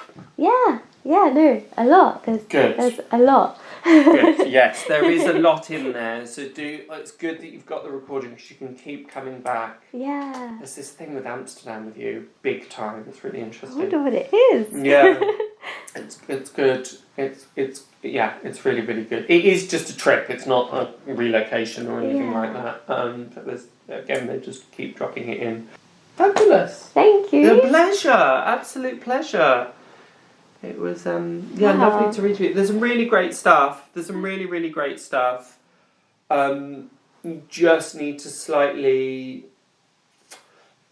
ever so slightly, it's a little bit, just a little bit. They're showing you kind of slightly sat at the bus stop waiting for the bus to come along. Okay. And they're saying, actually, if the bus hasn't come within half an hour, you might just need to get up and walk. So what they mean by that is just don't necessarily wait for opportunity to knock, go and look for it. Okay. Does that make sense? Yeah. I don't feel it's more going to be, the ball's going to start rolling once you start doing it with it. And it's great, it's not on this stuff because this is great, you're doing this and figuring that out and that's great. It's more on this kind of vocational job, although this is vocational job in more your kind of 9-to-5 job stuff. Okay. And there's something about these horror movies, but we'll see how that lands. Oh boy, Thank you. You're very, very welcome. Hello, I'm Saffron Ellidge and I'm a face reader. And I'm about to give a face reading to Melissa. We decided to keep the camera just on her, so you can focus on what I'm describing. So this is really just me introducing myself and putting a face to the mystery voice and hands on the video. I hope you enjoy the reading and find it insightful and inspiring. Thank you for watching. So, Here we are. Shall we set off? okay, thank you. Okay, my pleasure. Lovely to meet you, Melissa. Lovely to meet you too. So, you've come for your face reading with me, Saffron Ellidge, and it's the 17th of March 2022. Tell me what drew you to face reading, and what drew you to me in particular. Okay, well, I have a general interest in kind of forms of reading people, so I've always been really interested in tarot cards. Astrology is something I've got into very recently, kind of what you can learn about a person from their star sign, their horoscopes, and like the time they were born. And I'd never actually heard of face reading before. I didn't really know it was a thing, and so I think my interest comes from this place of kind of fascination by what exactly it is. And so you're going to love face reading. Yeah, I'm sure I'm going to get obsessed. You are going to love it because it's such a direct way of understanding someone. I mean, we're all natural face readers to an extent. Insofar as we read people, we get first impressions of people, and if we really follow that gut instinct, we're usually right. And you in particular are very right, because very intuitive in that way. Huge sensitivity there. You've got these beautiful big eyes, which are very receptive, very sensitive. You pick up on energies when you walk into a room. You'll know when people have talked about you. You'll know when there's a bad atmosphere somewhere. You take it in. You really absorb it, yeah? Wow. Does that make sense to you? Yeah, That resonates? yeah. Yeah. Wow. So you already have this kind of... it's going to sound woo-woo. That kind of vibrating on that higher frequency, that higher sensitivity that if you're in a room with lots of discordant noises or lots of things going on, it's probably quite a lot for your system to take. There are probably times when you think, actually, I just need to extricate myself from here because this is a bit much for my system, yeah? Yeah, spot on. Okay, so this is where I can see why you want to go into readings, because there is that hypersensitive element to it, the intuitive element, the psychic element, and all of these things that just bring out the inner world, I suppose, and help you understand other people. So just me doing a face reading of you will help you understand other people too more, and trust your instincts about other people more. So you have got so many beautiful features here. I don't know where to start. Thank you. It's what a beautiful face. And you say you have no makeup. You don't even need makeup. It's really gorgeous. Oh, thank you. So with your lovely big eyes, you've also got beautiful big mouth, lovely lips. So this is generosity as well. It's generosity of expression and being able to be articulate about your feelings. And you have very strong feelings. I think they come out. You probably find it quite hard to keep them to yourself, yeah?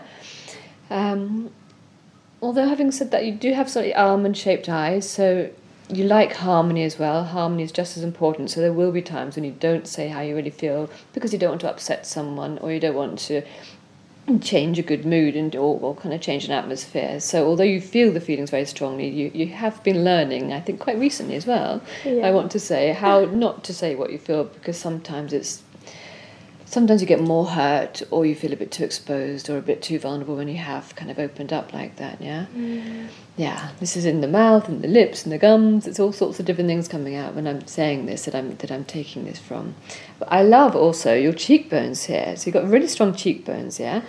And that's a very independent spirit. That's someone who's just really, you know your own mind. And you have natural authority, actually.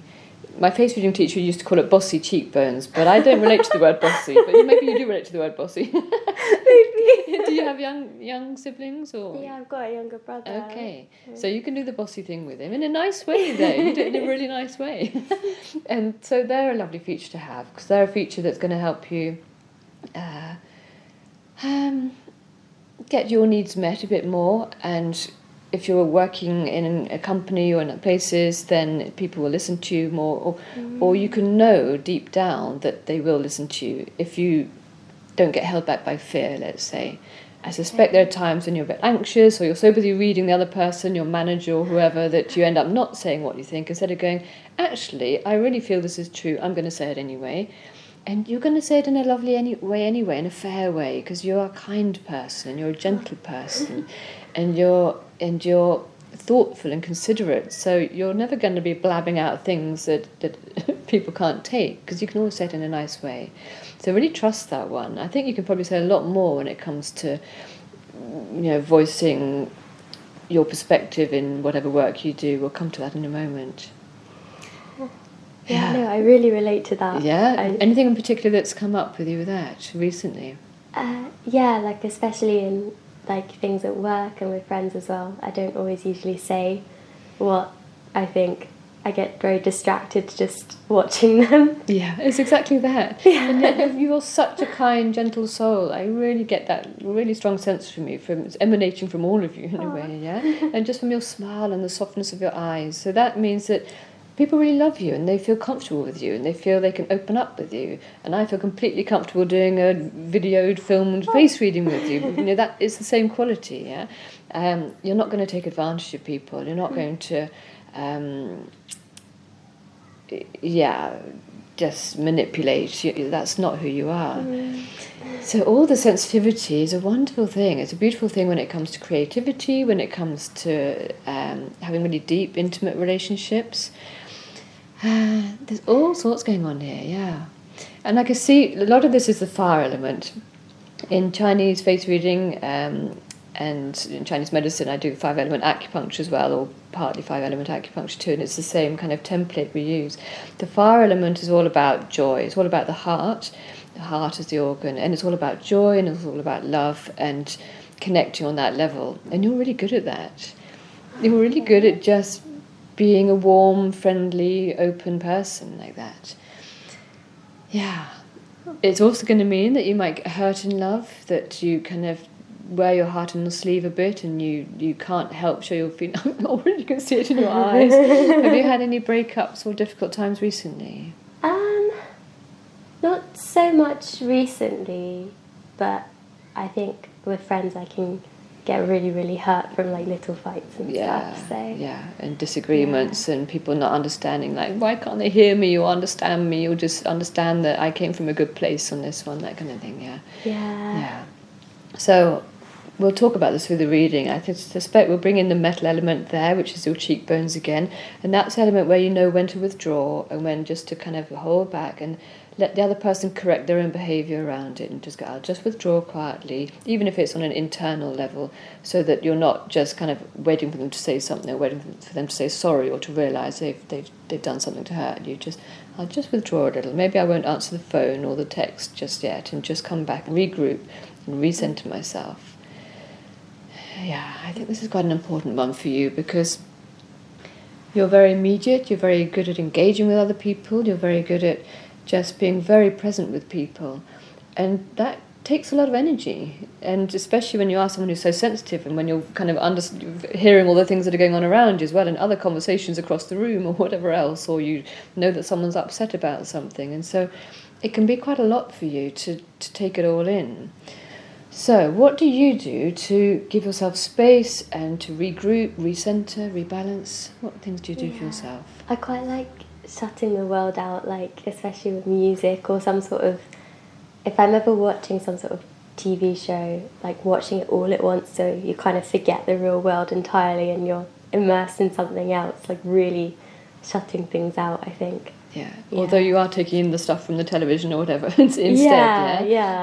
So you'll feel which things are right for you, which kinds of films are good for you, which really do uplift you, and which ones make you feel even more kind of drained emotionally because they're hard going. Yeah, I could not watch soaps. Like, okay, good. Yeah. As a kid, or not super young, but they like EastEnders and stuff, when my friends were watching that on television, or The Apprentice as well. It's just so tiring to watch. Yeah, it's exactly that. That's the sensitivity you see, that you're thinking, well, am I abnormal? Why can't I do what everyone else is doing? And actually you're just operating on a different level. It's not better or worse, it's just a different level. It's just a kind of, actually just walking out in nature is going to be better for you and more healing for you.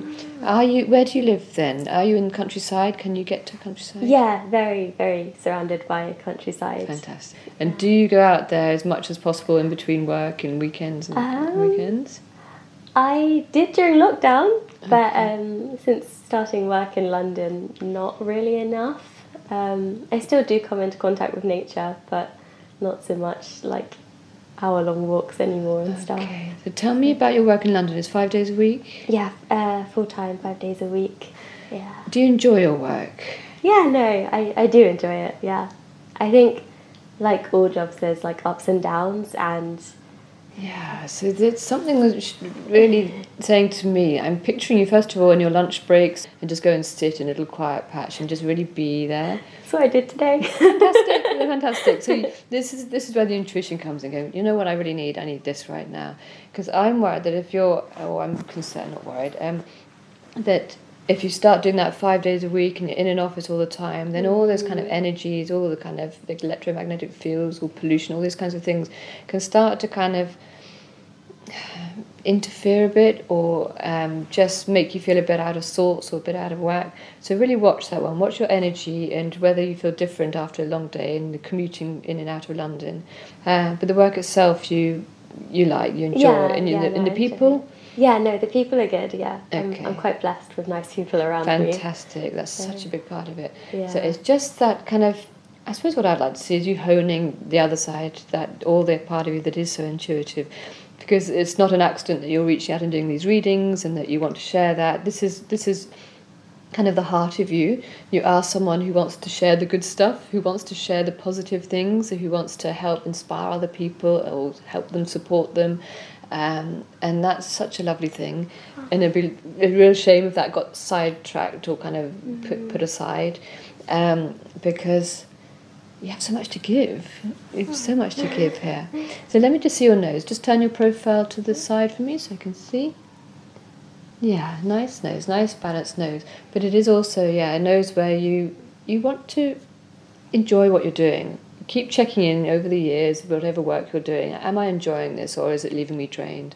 And it's a really important one. Some people can just work, if they have really, really long noses, and especially if they bend down, curve down a bit at the end, they can work for the sake of working or work for the sake of earning money, and they can do the 15-hour shifts or whatever.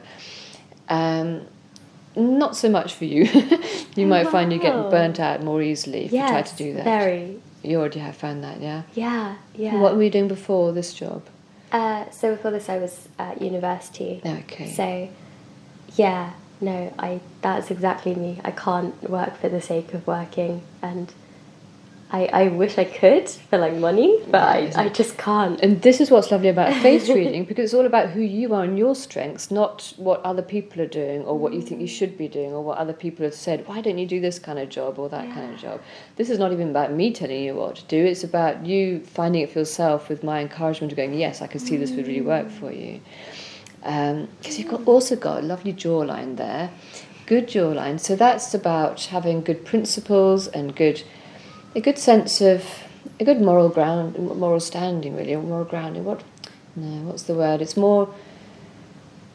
is about principles, really, and knowing where you stand on things and knowing what you believe in, and what feels right to you. Yeah, and then you've got quite a strong chin there. So this is also where, although you seem like a kind of very easygoing, oh, she's so warm, she's so gentle, whatever. Oh, you can get away with all sorts. Actually, no, because you've got the stubborn chin, and I like to see that too, because it's balancing out some of the sensitivity there. I can go, actually, no, this is right for me, not that.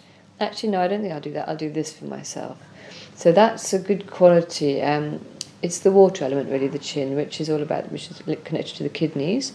And the health of the kidneys is on the chin too, but your kidneys are pretty good, actually. Yeah. Oh, that's good. Yeah, because they're under the eyes too. I'm looking for kind of darkness, which often people have, but you don't have that. So they're in good order, as it were. And the kidneys are all about wisdom, deeper wisdom, and that's kind of what works for you, what flow is best for you. And this is why I'm asking about what the 9 to 5 is like, or what the full-time job is like, because it's going to be so much about, do I flow? Do I flow in my life? Is it flowing? Okay. What are the areas where it's not flowing for you at the moment? Anything? I don't know if such flowing. It's just being very, very busy. Okay, so it's finding your flow in the kind of all the different commitments you have and how to keep that. Okay. Yeah, because with all the commitments, there's never any alone time anymore. So. Yeah, and that's important to you to recharge, I expect, because you give out a lot. You give out a lot with your beautiful mouth and your teeth and your eyes. You receive so much information, as I said, and you really feel for other people, so all of these things go in, and then you need time to be able to filter, process, and then take out again what you don't need, what's not relevant to you. Actually, that's that person's stuff. They need to deal with that, not me. Because that's another thing. You might find you absorb a lot of things, and that might be why your energy dips sometimes, because you've just seen a friend and they're in a really bad way, and then you really take it on board, and you're really there for them, and you really talk to them, and then you feel wiped out by the end of it. That's the kind of thing, to know when to regroup. That's when nature is so good. That's why I talk about nature. If you feel really wiped out, either just go to bed, lie down, or read a book or whatever. Yeah. Or if you can go out into nature, sit by a tree, river, whatever you have near you. What do you have near you? Fields, I've got a woods? lot actually. Really, I've got woods. There's a lake. And a lake, perfect. Yeah, Lakes. cows. Oh, fantastic. So, yeah, it's good old farmland as well, but also the lake is a really Yeah. good one if you want that stillness and that kidney regeneration. So when you're feeling really tired or exhausted, or if you do get dark circles under your eyes, just go and sit by the lake and commune with the lake, quite literally. Just sit there, hello lake, thank you for being there. It's that gratitude. Yeah, I'm going to bring in gratitude practice here because it's such an important one. When we get overwhelmed by things, you come back to all the things you're grateful for in your life and really go, wow, I'm grateful for this, I'm grateful for that, I'm grateful for my home, for my loved ones, for my work, for the income, for all these different things. And it can really shift a mood when you're beginning to feel on top of it, things are beginning to feel on top of you. Gosh, yeah. Yeah, it's really easy to forget when you're just being busy and going about your daily life to be grateful for it. And it's really fun. You'll be able to do it for fun. How old are you now? I'm Can I ask? 24. 24, yeah. Because usually we tend not to do face readings before around the age of 25 because they're still learning, they're still kind of discovering what's good for themselves. Yeah. Something made me think you might be under 25, but I thought I'll do this anyway. I'm only to a see. few months away. Okay, well, so. there you go. And there's a maturity in your email as well, let's say that. I thought, okay, no, this is fine. And yeah, so you're still at that lovely discovery point when things are opening up for you. But I love, though, is this really deep intuition you have and this desire to help others and to inspire others. So I want to talk about that a bit more. Are you just still kind of in the research and in the discovering it for yourself phase, or do you want to do it more secretly? Would you like to do this kind of thing, readings, the spiritual side of things more? Yeah, I think I'm currently in the discovery phase and kind of just learning a lot about what I'm most interested in, and also seeing once I can kind of like produce some content what people watching are most interested in as well. And I think that the direction I'm going is not the one I expected to go in. I think originally I was intending to kind of the same sort of goal of like trying out different experiences in the UK and then showing it to people for like relaxation purposes or educational purposes.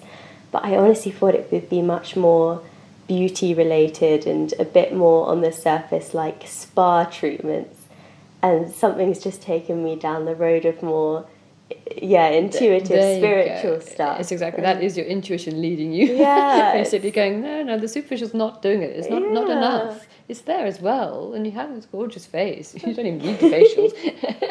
You really do. So because also I haven't talked about Shen yet. The Shen is our spirit. It shines through our eyes, it shines through the skin, it shines through our whole kind of aura, really, our whole energy.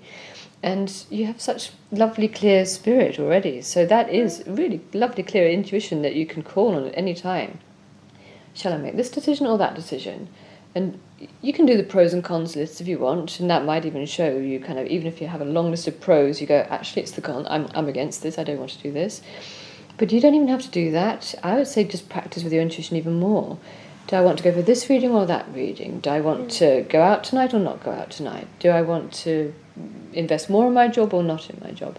Or whatever, all these different things, because that's where it'll really open up for you. I really see that you're a natural at this, basically. You're a real natural at this kind of... at a deeper level of working, basically.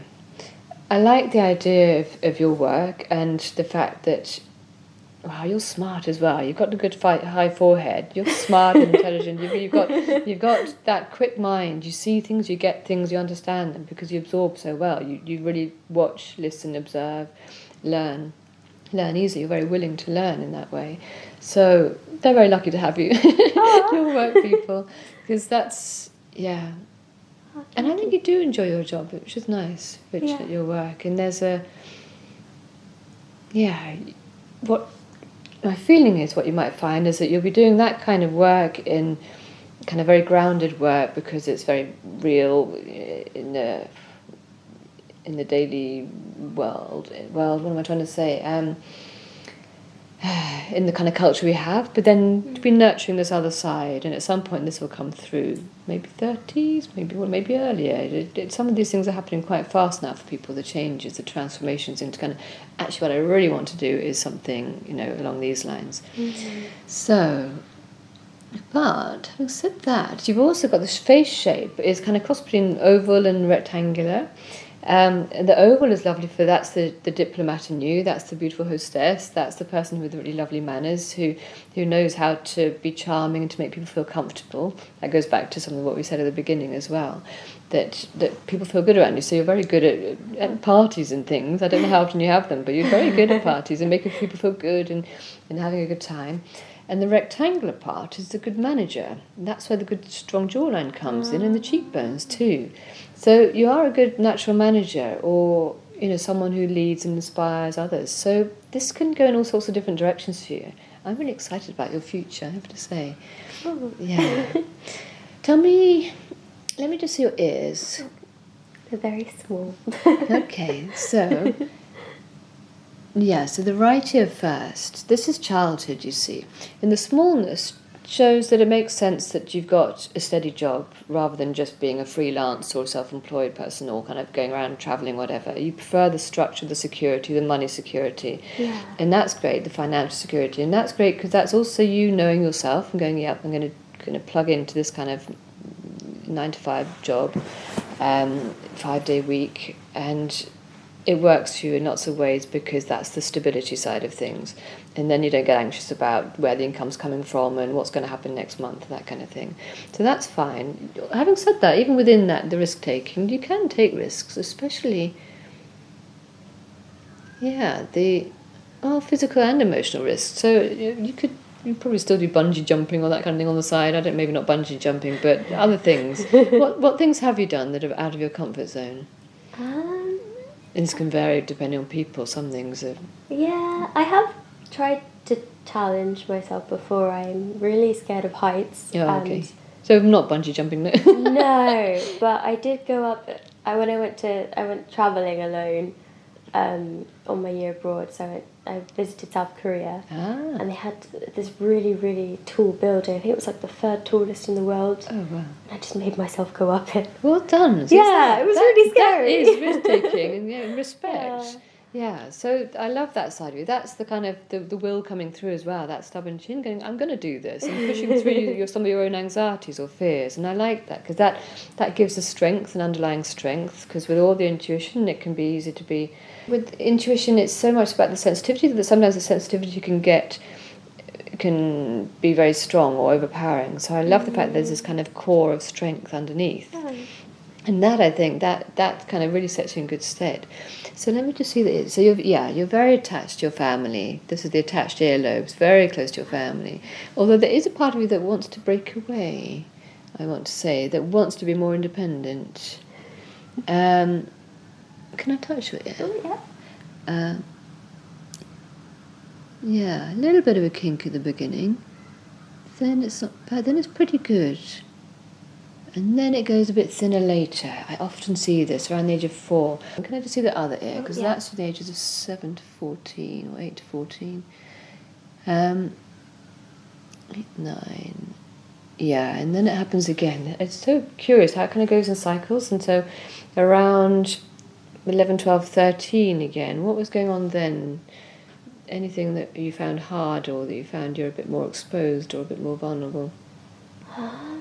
11, 12, 13. Gosh, I wonder. I think that's would have been like year 7, year 8. Mm-hmm. I don't think anything too crazy would have happened other than just school. And How was school? Yeah, I remember it being tough in year 7. I had a lot of different friend groups that I kept moving between and couldn't find the people that not in like a sort of scary bullying kind of way, I just couldn't find the right crowd for quite a long time. And so I was kind of cycling down around these different groups of friends around the school, and I think there were a few I didn't like have the nicest time with, like some quite gossipy girls and stuff, which is quite tiring. Yeah, that's the Yeah. sensitivity again, isn't it? I love that, because that's you thinking, well, I don't want to take sides. I don't want to have to be in this group and not talk to those. I just want to be able to talk to people in a straightforward way. Yeah. And it's such a lovely quality that it's such... Not everyone has that. Not everyone, especially at school, not everyone holds to that. They can easily get sucked into the gang mentality, basically. Yeah. You go with the flow there. That's the bit of you that, again, that stubbornness going, no, I don't want to go with the flow so much that I don't then talk to these other people, other girls or whoever. And I really like that, but it can be tough. I can hear it. There was actually a lot of juggling going on, because you were finding your way with being friendly and being loyal to the people you're with, but without that being kind of against other people.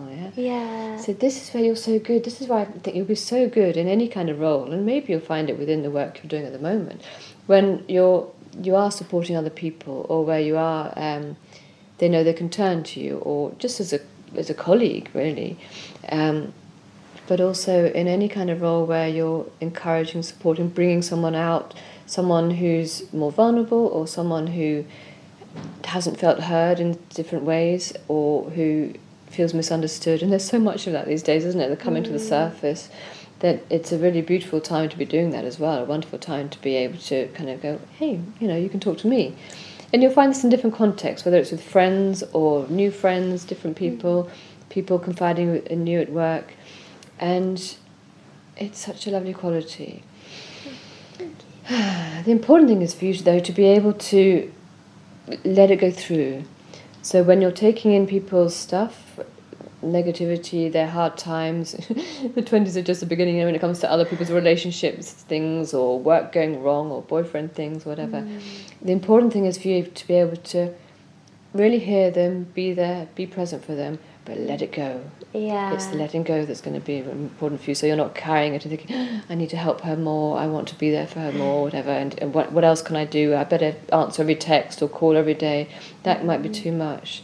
I don't know why I'm saying this so much, but it seems to be coming up a lot, this kind of fine-tuning for you.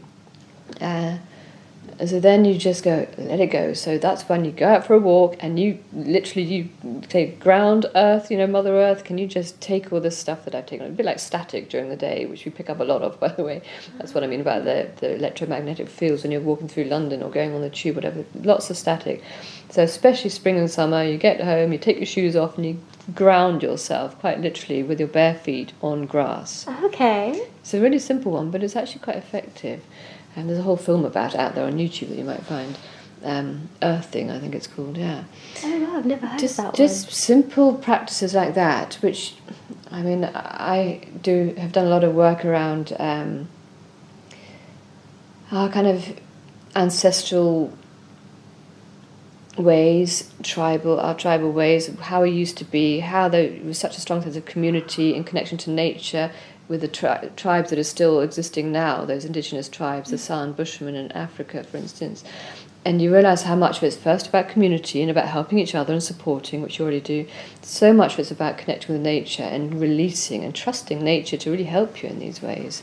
Mm-hmm. So I know it can sound really far out for people, but when you practice it, you realise that there really is something in it. So if you want kind of strengthening when friendships are tricky and you're a bit burnt out by all the doing, then walking in woods is great, because trees are so good for that. They're for the wood energy, which is the connection to the liver. And the liver's all about doing and work and planning and organising, and it can get quite tired. I mean, you don't have any signs of issues with the organs at the moment, because you're young and you're basically healthy. But these are the kinds of things that I start looking for later in life, where people have kind of burnt out a bit more with different organs or different lifestyles, basically. So yeah, woods are a wonderful thing for that. Trees are really powerful. They're very strong, aren't they? Yeah. So what else do we have here? We have really good purpose lines here. That's great. The purpose lines from the side of the nose to the side of the mouth. And that's also, because we get these when we smile a lot, and you do smile a lot. So you have the sense of, I'm doing what I want to be doing. I'm happy with my life right now. I often get people who aren't happy with their life, or there's a whole area of their life that's not at all good or not working at all. Yeah. For you, it's more about fine-tuning kind of where you want to go next, or how it might open up for you, or what might Yeah. inspire you, which is a lovely place to be. Really nice. And these purposes are so good that you already have some here. People try and get rid of them. People Yeah, try I and wanna Botox get them rid of away. them. Please don't get rid of them. This is when some of the lines, face reading is really good for you to be able to appreciate some of the lines on the face. Not all of them are good. The ones between the eyebrows show kind of liver tension and frustrations, for instance, but you don't have those. But these are good. They're good ones. Because they are about having that deeper sense of purpose. So I know that whatever you're doing now, all these things you're doing now, they're all working towards what you're going to be doing later, what it's going to kind of build into, and kind of what you're going to cultivate. Never thought of them positively before. Yeah. And this goes with the laughter lines too. Yeah, I hate Please them. enjoy your laughter lines. They are really important too, because when we look at a face that doesn't have laughter lines, especially as we get older, 30s, 40s, 50s, it doesn't feel quite right. The person doesn't look like they're enjoying themselves, because they're really important indicators that that person sees the funny side of life too, or finds humour in dark situations, and it's a really important trait. And I know you have the humour that bubbles up, and that's really important. So let those lines be if you can, and realise that they're a lovely one, and they make people feel comfortable with you, and they make people feel that they can joke with you and be relaxed with you. So you've got the only two lines, or the two lines that are particularly good, I should say. That's good. So you're doing really well here, aren't you? What else have we got? You're a bit of a spender. I think you like spending. You've got quite big nostrils, haven't you? Oh no. So there's your secret. You do like spending, shopping. What do you like buying? What things do you buy? Food. Okay, that's good. Yeah, I really just like going for meals with people, but like really nice. Really good food. quality. There's the quality. There's the metal element coming in, and that's all about refinement again. That word again, and it's refinement in food as well.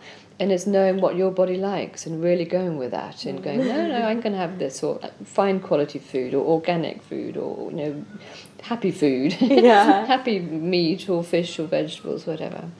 And that's a lovely thing too, which does bring us back to the purpose lines, because if the purpose lines become very deep or dark at the side of the nose going down to the mouth, then it's a sign of the large intestine getting a bit blocked up. So you don't have any of that, but that can be a sign later if you think, oh, they're getting a bit deep. I'm getting it, and metaphorically, mentally, emotionally, we might be holding on to things that we should be letting go of more. It's not at all there on your face, so you don't have to think about that. But that's the kind of thing where things can shift into a different level.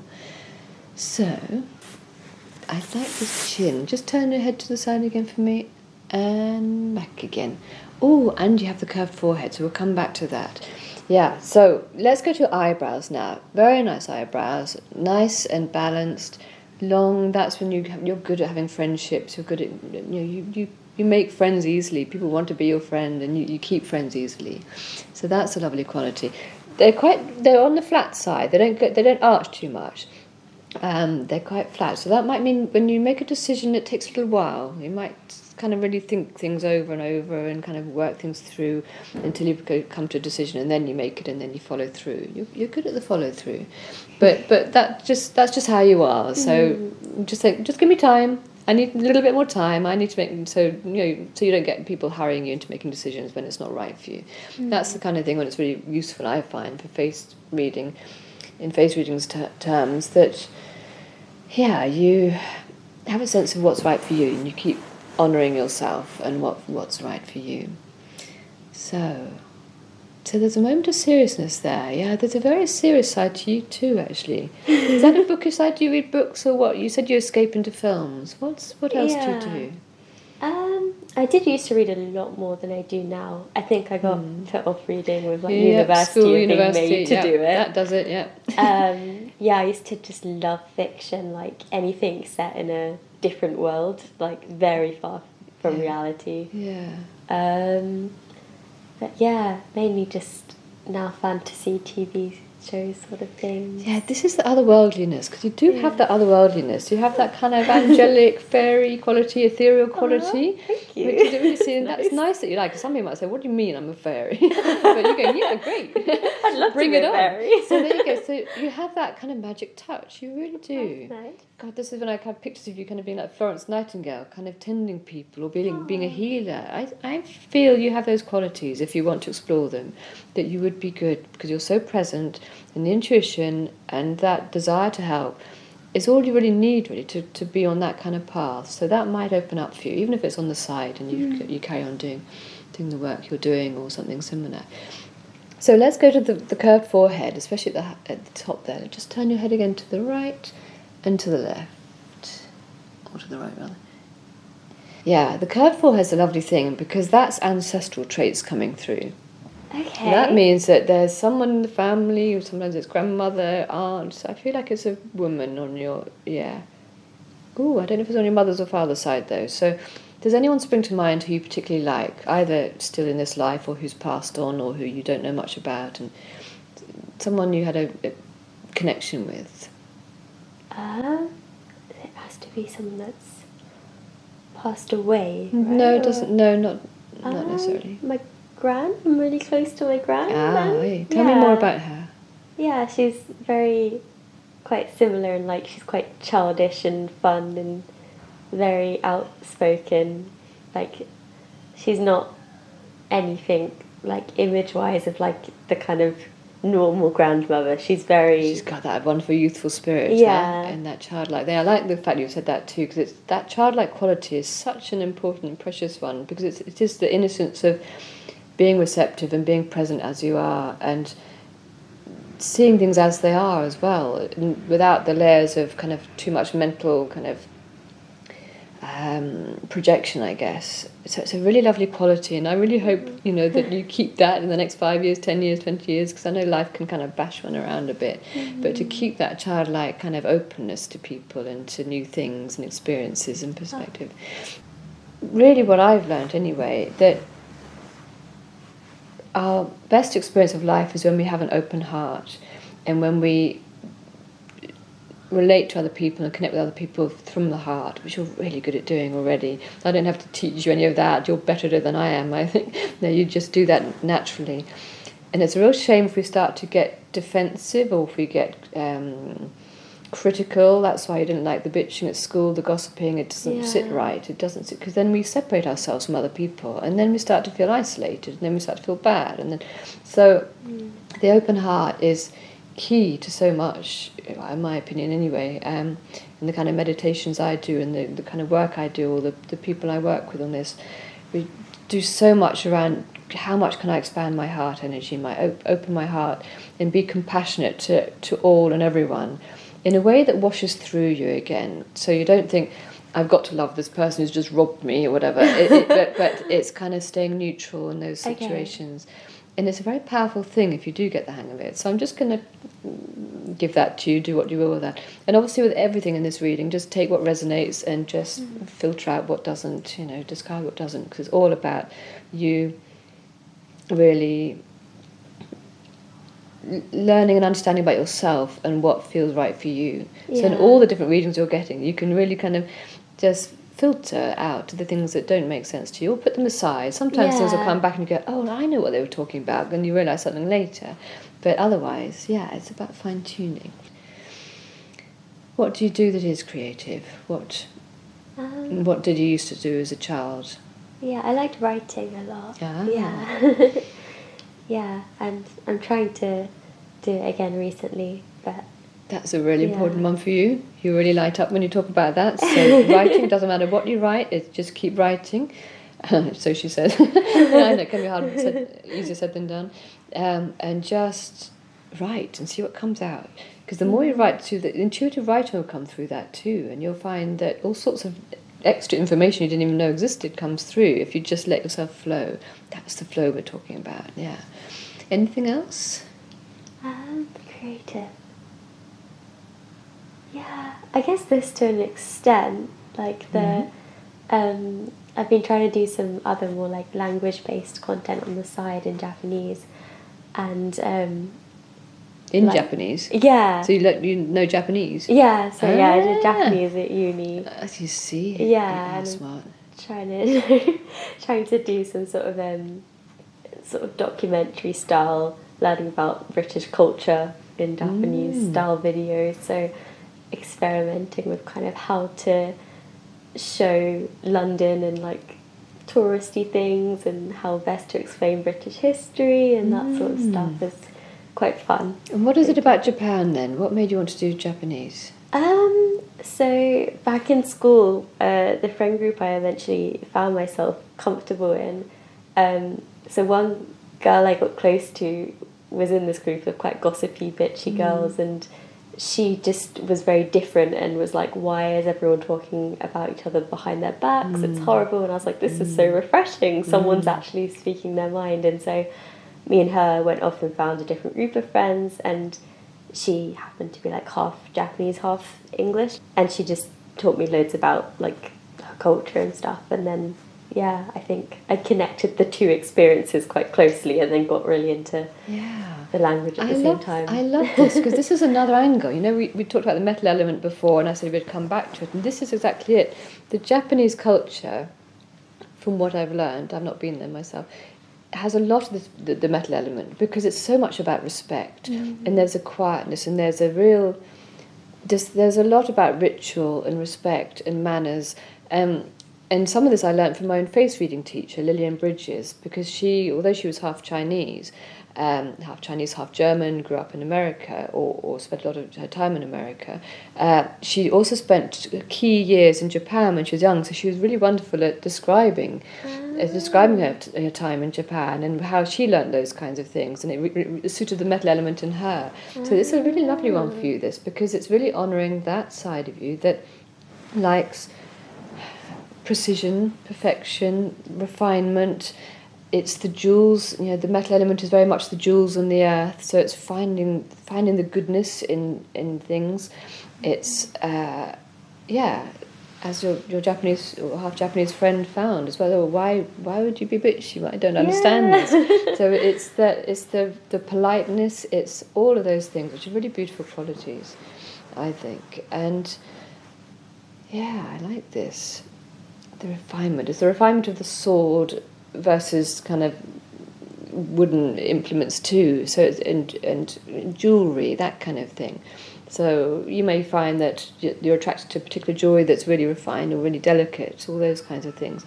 Delicate but strong, that's the thing about metal. And this is also the thing that I keep coming back to, along with the wisdom of the water element in you, that you use the metal to cut, to detach when you need to. If you're hurt, if you're around energy that's not good for you, just say, okay, I'm going to put a cloak around me, or a bubble, or an egg, or whatever, or I'm just going to kind of just withdraw, become neutral.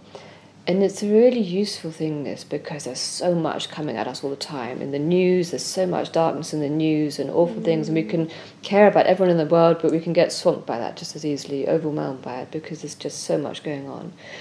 So this is a way of kind of filtering, refining, going, what can I do usefully, or when do I just kind of clear my energy and do what I can do with the people I can do that with. Yeah. Does that make sense? Yeah. Yeah, no, it's really resonating. Yeah, because this, to me, is the biggest challenge, or one of the biggest challenges we're facing right now, is how can I stay centred and grounded when there's so much chaos, when there's so much fear, when there's so much anger, all these different things. We haven't talked so much about the wood element, but that's the anger side of things as well. And you're not an angry person.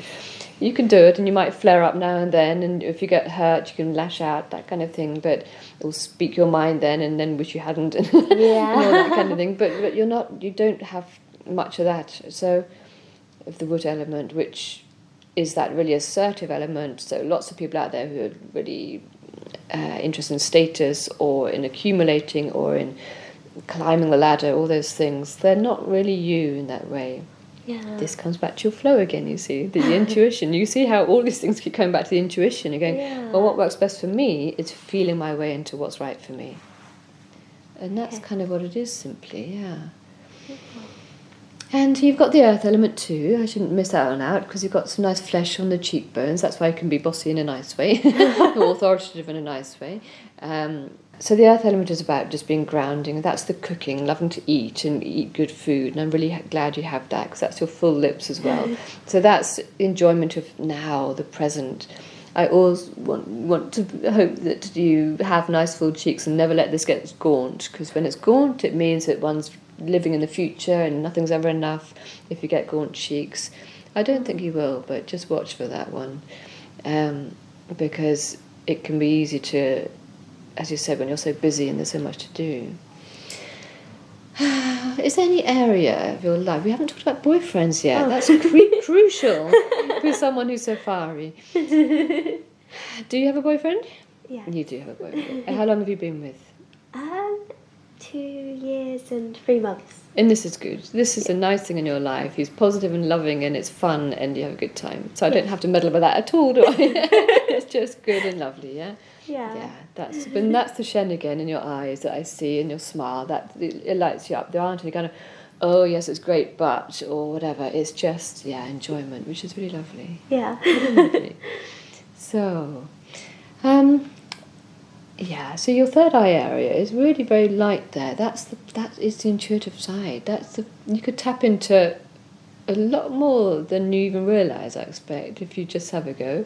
You kind of start saying, okay, bring any other information I need to know right now, or just tell me about this situation. And it's just another way of reading. It's a sixth sense, obviously, that helps you read situations, because you are someone who reads situations well. Yeah, it's a really lovely kind of sense of wholeness, that so many of these different aspects of your life are really whole. Where are the dark things? Where are the losses or the hard times in your life? Gosh, I think lockdown was really, really tough. Because you couldn't see friends or see people? Yeah. Like, I do get, like, burnout and stuff being around people too much, but I think I'm closer to wanting to be around people 24/7 than I am to not wanting to be around people 24/7. It was really hard not interacting with people much. And because of the timing, I graduated during the pandemic hit March 2020 and I graduated June 2020, so that's hard. Yeah, that's really hard. So you couldn't even have the graduation ceremony, could you? That was just at the worst time. All for delayed. All the future plans were cancelled because travelling stopped. Yeah. Job hunting for ages. So the world. What did that do? Did you get upset or sad or anxious or frustrated at that point? Yeah, just really sad. I think it was just this they say the dark ages. It was like the dark age of my life. But then the sun started shining again, last April, when I got my new job and coming into London, the city where so much is going on. So it's vibrant, isn't it? And it's a beautiful time of year now when you start getting the blossom on the trees and things. And that's the thing when you're going down the street, to really clock the trees and the birds singing and keep tuning in with them. Cherry blossom right now as well. Yeah, so you bring that part of exactly the cherry blossom, which is the lovely Japanese connection too. that bring that connection in to so, because it all helps you stay grounded and it helps your energy stay clear, basically, so you don't start taking on all the stuff around. You've got such lovely instincts. So the instincts are the bottom third of the face. You've got beautiful, strong sense there. Let me just have a look. Actually, it is probably your strongest third. Yeah, practical is the middle and the intellectual the top, which you have it, but I'm really pleased to see that the instinct is stronger. And that's the part that brings you back to what's right for you, and that makes you know when to leave a job or start a job or change friendships as you did at school. So lots of lovely things coming through there. Let me see, what have we not covered? Do you have any questions so far? I found the elements really interesting, because I assume it's kind of different, but for some reason my image of fire was with wood seems to be sounding closer to what my image of what fire was, really angry and stuff. Yeah. I think just red and anger. Yes, I know, and fiery character. Yeah, it is different in the Chinese system, it's true, and there are overlaps, and some of it's a bit confusing, but my system, and each template works, but just in a different way. It's not, one's not right and the other's wrong. It's just I work, say, as an acupuncturist on the fire points with you, say, and then you'd be rebalanced. quite quickly. That's the aim of that, is your constitutional element, say. So yeah, the fire is very much about the heart and the small intestine, and joy, and the flip side, which is sadness. Whereas wood is about anger, it's about the liver and the gallbladder, and it's much more about anger and assertiveness. It can also be very strongly humanitarian. Those are the people who are out there, who are rescuing people. And kindness is the transmuted emotion of anger. The metal element is the lungs and the large intestine, so it's very much about what is grief, but also what we can let go of. So letting go of kind of toxic air, breathing out the carbon dioxide and letting go from the large intestine, the colon, letting go of toxins physically as well. And so that's where the refinement comes in, because it's letting go of what's not right for you and really enhancing what is in your life. And yeah, when we're very sensitive, you might find that you can only eat certain foods after a while. That you'll find in your age now, but you might find later, actually, what wheat doesn't suit me, or whatever it is for you. And every time you really listen to your body, you'll put yourself in a really good place, basically, because you'll not burn out, or you'll not kind of get too stressed or too anxious, whatever, with imbalance. The earth element is stomach and spleen, and that's very much about sympathy. So you have lots of that lovely sympathy. You're very sympathetic to people, and that's why you're such a good friend, a lovely friend. And the earth element is so lovely because it really is the Mother Earth, or the motherly person, the maternal person, Earth Mother, I'm thinking, who gathers people and wants to feed them, and who loves gardening or kind of getting stuck into the earth, that kind of thing. So that's a lovely one too, which you also have a nice balance there. And the water is the kidneys and the bladder as well. So the water is about, as I said, the deeper wisdom, but it's also about fear and anxiety. So every time the fear is really spiking, the adrenals are kicking off, the cortisol's being released. That's from the kidney area, obviously, the adrenals above the kidneys. And that's very much about working out how you differentiate between something you really need to deal with, a true threat to your life, the fight, flight or freeze choice, and those things when it's just a low-level anxiety because you're kind of running on empty. Okay. And that's quite balanced on you as well, because your chin is a good strong chin. Yeah. And your ears are a bit small. The kidneys also reflect on the ears, but you have that emotional strength in the kidneys, the wisdom there. So when you get really anxious, it's a lovely way to kind of go, well, let's just trust my inner wisdom here as to whether I really need to be worried about the situation or not. It's that kind of thing. So it feels as though, we've covered quite a lot. I do want to come back to the inner part of the ear. It sticks out a bit, which is a lovely thing, because that's the part of you that's adventurous, and I think you are adventurous, and so that travel is an important thing for you, to just get out there now that you can a bit more, and see places, go to places, connect with different cultures. That's a really lovely part of experiencing life, I suppose. And also for the fire element, it's about new things. They like new experiences, or I feel like you like new experiences. They're the things that get you going. And that was why lockdown was particularly hard as well, partly because you didn't get to see your friends or connect with those on a regular basis or daily basis, but also because you didn't have the stimulation of new things, different things. You're just at home all the time. Yeah, exactly that. Yeah. So that's a lovely thing for you to just kind of going, am I getting a bit stuck here? Okay, time to move, time to go on a holiday, or just, meet new people, or go to something completely different that I haven't been to before, culturally or something.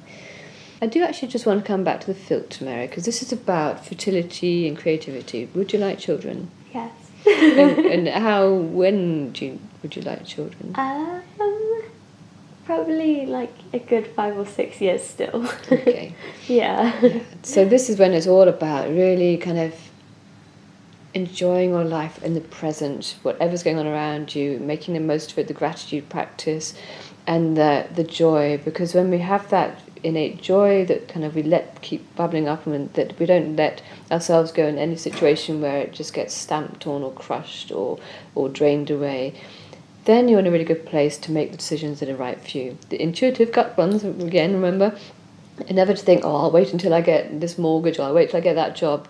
There's no particular right time to have babies, just kind of actually just let's go for it now. The intuitive feeling. Yeah, the intuitive thing there, I would say. Yeah, I think I've been working a lot more off instinct and intuition than I realised, but not putting it into words before. That's so cool, that, yeah. Yeah, and there's been a lot of things in my life where it's not deja vu, but there's like, this feels right, I was meant to do this, and it happens a lot. It's exactly that kind of thing, and I get goosebumps when you say that, and every time you get goosebumps, or every time you think, whoa, that's serendipity, or that's a funny coincidence, or that's spontaneous, that's absolutely you on the right track, and there are the flags, the signs going, yep, you're on the right track here, or hey, look at me, I'm trying to get your attention here, and you're really honing that beautifully already. Yeah. Oh, it's been so lovely giving you a reading. We're kind of running out of time now. Any other questions? Any other kind of areas you feel like we... No, I think I've learned a lot during the process of it. I think even just confirming some things I thought about myself, like just hearing them from someone else has been really kind of therapeutic in a way. It's exactly that. Lots of people say that about face reading, that I'm trying to help you kind of reflect your inner self back to you. So you go, yes, I can trust this part of myself. So, yes, I'm not telling you anything that you don't know deep down. And it's such a strong part of it. But if you say that, I think, well, why would I go to you then if I already know it? But it's a kind of, as you say, it enhances it, or it makes it bigger, or it makes it more easy to see for yourself. So I'm really pleased you said that. Yeah, I think there'll be an awareness in daily life that maybe next time I'm doing something, I'll be like, oh, yeah, that was brought up, and now and you start to get a sense of your strengths and the different features in your face that we've talked about, and that there are more things there. There are lots to do. That's great. Oh God, I really wish you the best. Oh, thank you. Really do. Thank you so much. It was really, I've learned a lot, and pleasure. Thank you. Trust the feelings and the instinct, and you'll go far. You'll just have a lovely life that opens up for you. Well, I hope so. Thank you. My absolute pleasure. Thank you. Head here. Feet that end, lying back, facing up. And then just chill, just totally comfortable. Oh, perfect. Thank you. And as much hair away from your face as possible. Great. Have you ever had sort of one of these facials before? No, never. It's what you might experience is there's no contact whatsoever. My hands are about that far away from you, like this, that far away. You're likely to feel heat from the hands. You might feel cold, like someone's opened a fridge door. Okay. You might feel a slight breeze, enough to make a candle flicker, perhaps not to make it blow out, all of which makes no sense. The windows are closed, why would there be a breeze? And it's your senses translating the vibes that are coming in. And this kind of facial is way ahead of cosmetic stuff because it goes right into the soul and gives you a light or a shine behind the skin that cosmetics can't give. I've had people report to me that they've been stopped in the street. I've been in the Sunday Times, I've been in Vogue, I've been in Elle, I've been in Departures magazines. Had actresses who come to me saying that they've got more work with their photographs because their photos have started to shine more, and the photographer has said this, all this kind of stuff. It's a different glow. Cosmetics can't compete with this. Ideally, if you had a series of sort of 5 in a row, but you'll get it after one session, you'll sort of get jiggy with what it's about. You might feel tugging sensations if your skin's being pulled without any contact whatsoever. So if that happens, just comment or say something. And you, like I say, you'll feel these other sensations as well. They're perfectly normal. I'm going to be using certain crystals which after a few minutes I'll know which ones to use, and they act like a magnifying glass, so even though my hands are that far away, it'll accentuate what's needed to bring out, and it's not just skin deep this, it goes to the soul. It gives you a light behind the eyes, it makes your chakras speed up so you actually get younger. I've had fine lines and wrinkles totally disappear from the face and neck, and décolletage, which I now know what it is. I've given a job once because somebody said, you must work with me. She had 3 big lines in her décolletage, and 48 hours later she had no lines in her décolletage. She was very impressed. Vogue were very impressed too. It gets very, why hasn't the world heard about this? I don't know, maybe they will. So the next sound you hear, apart from running water, just to kickstart my prana, or chi, or ruach, or life force, is the sound of this lovely blinky blonky music, which I've got here, meditation music. That's going on in the background constantly.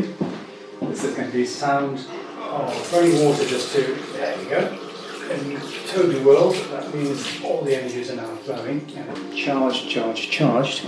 Other than that, I won't be doing any talking. There'll be, you can talk if you want to, but I probably won't respond.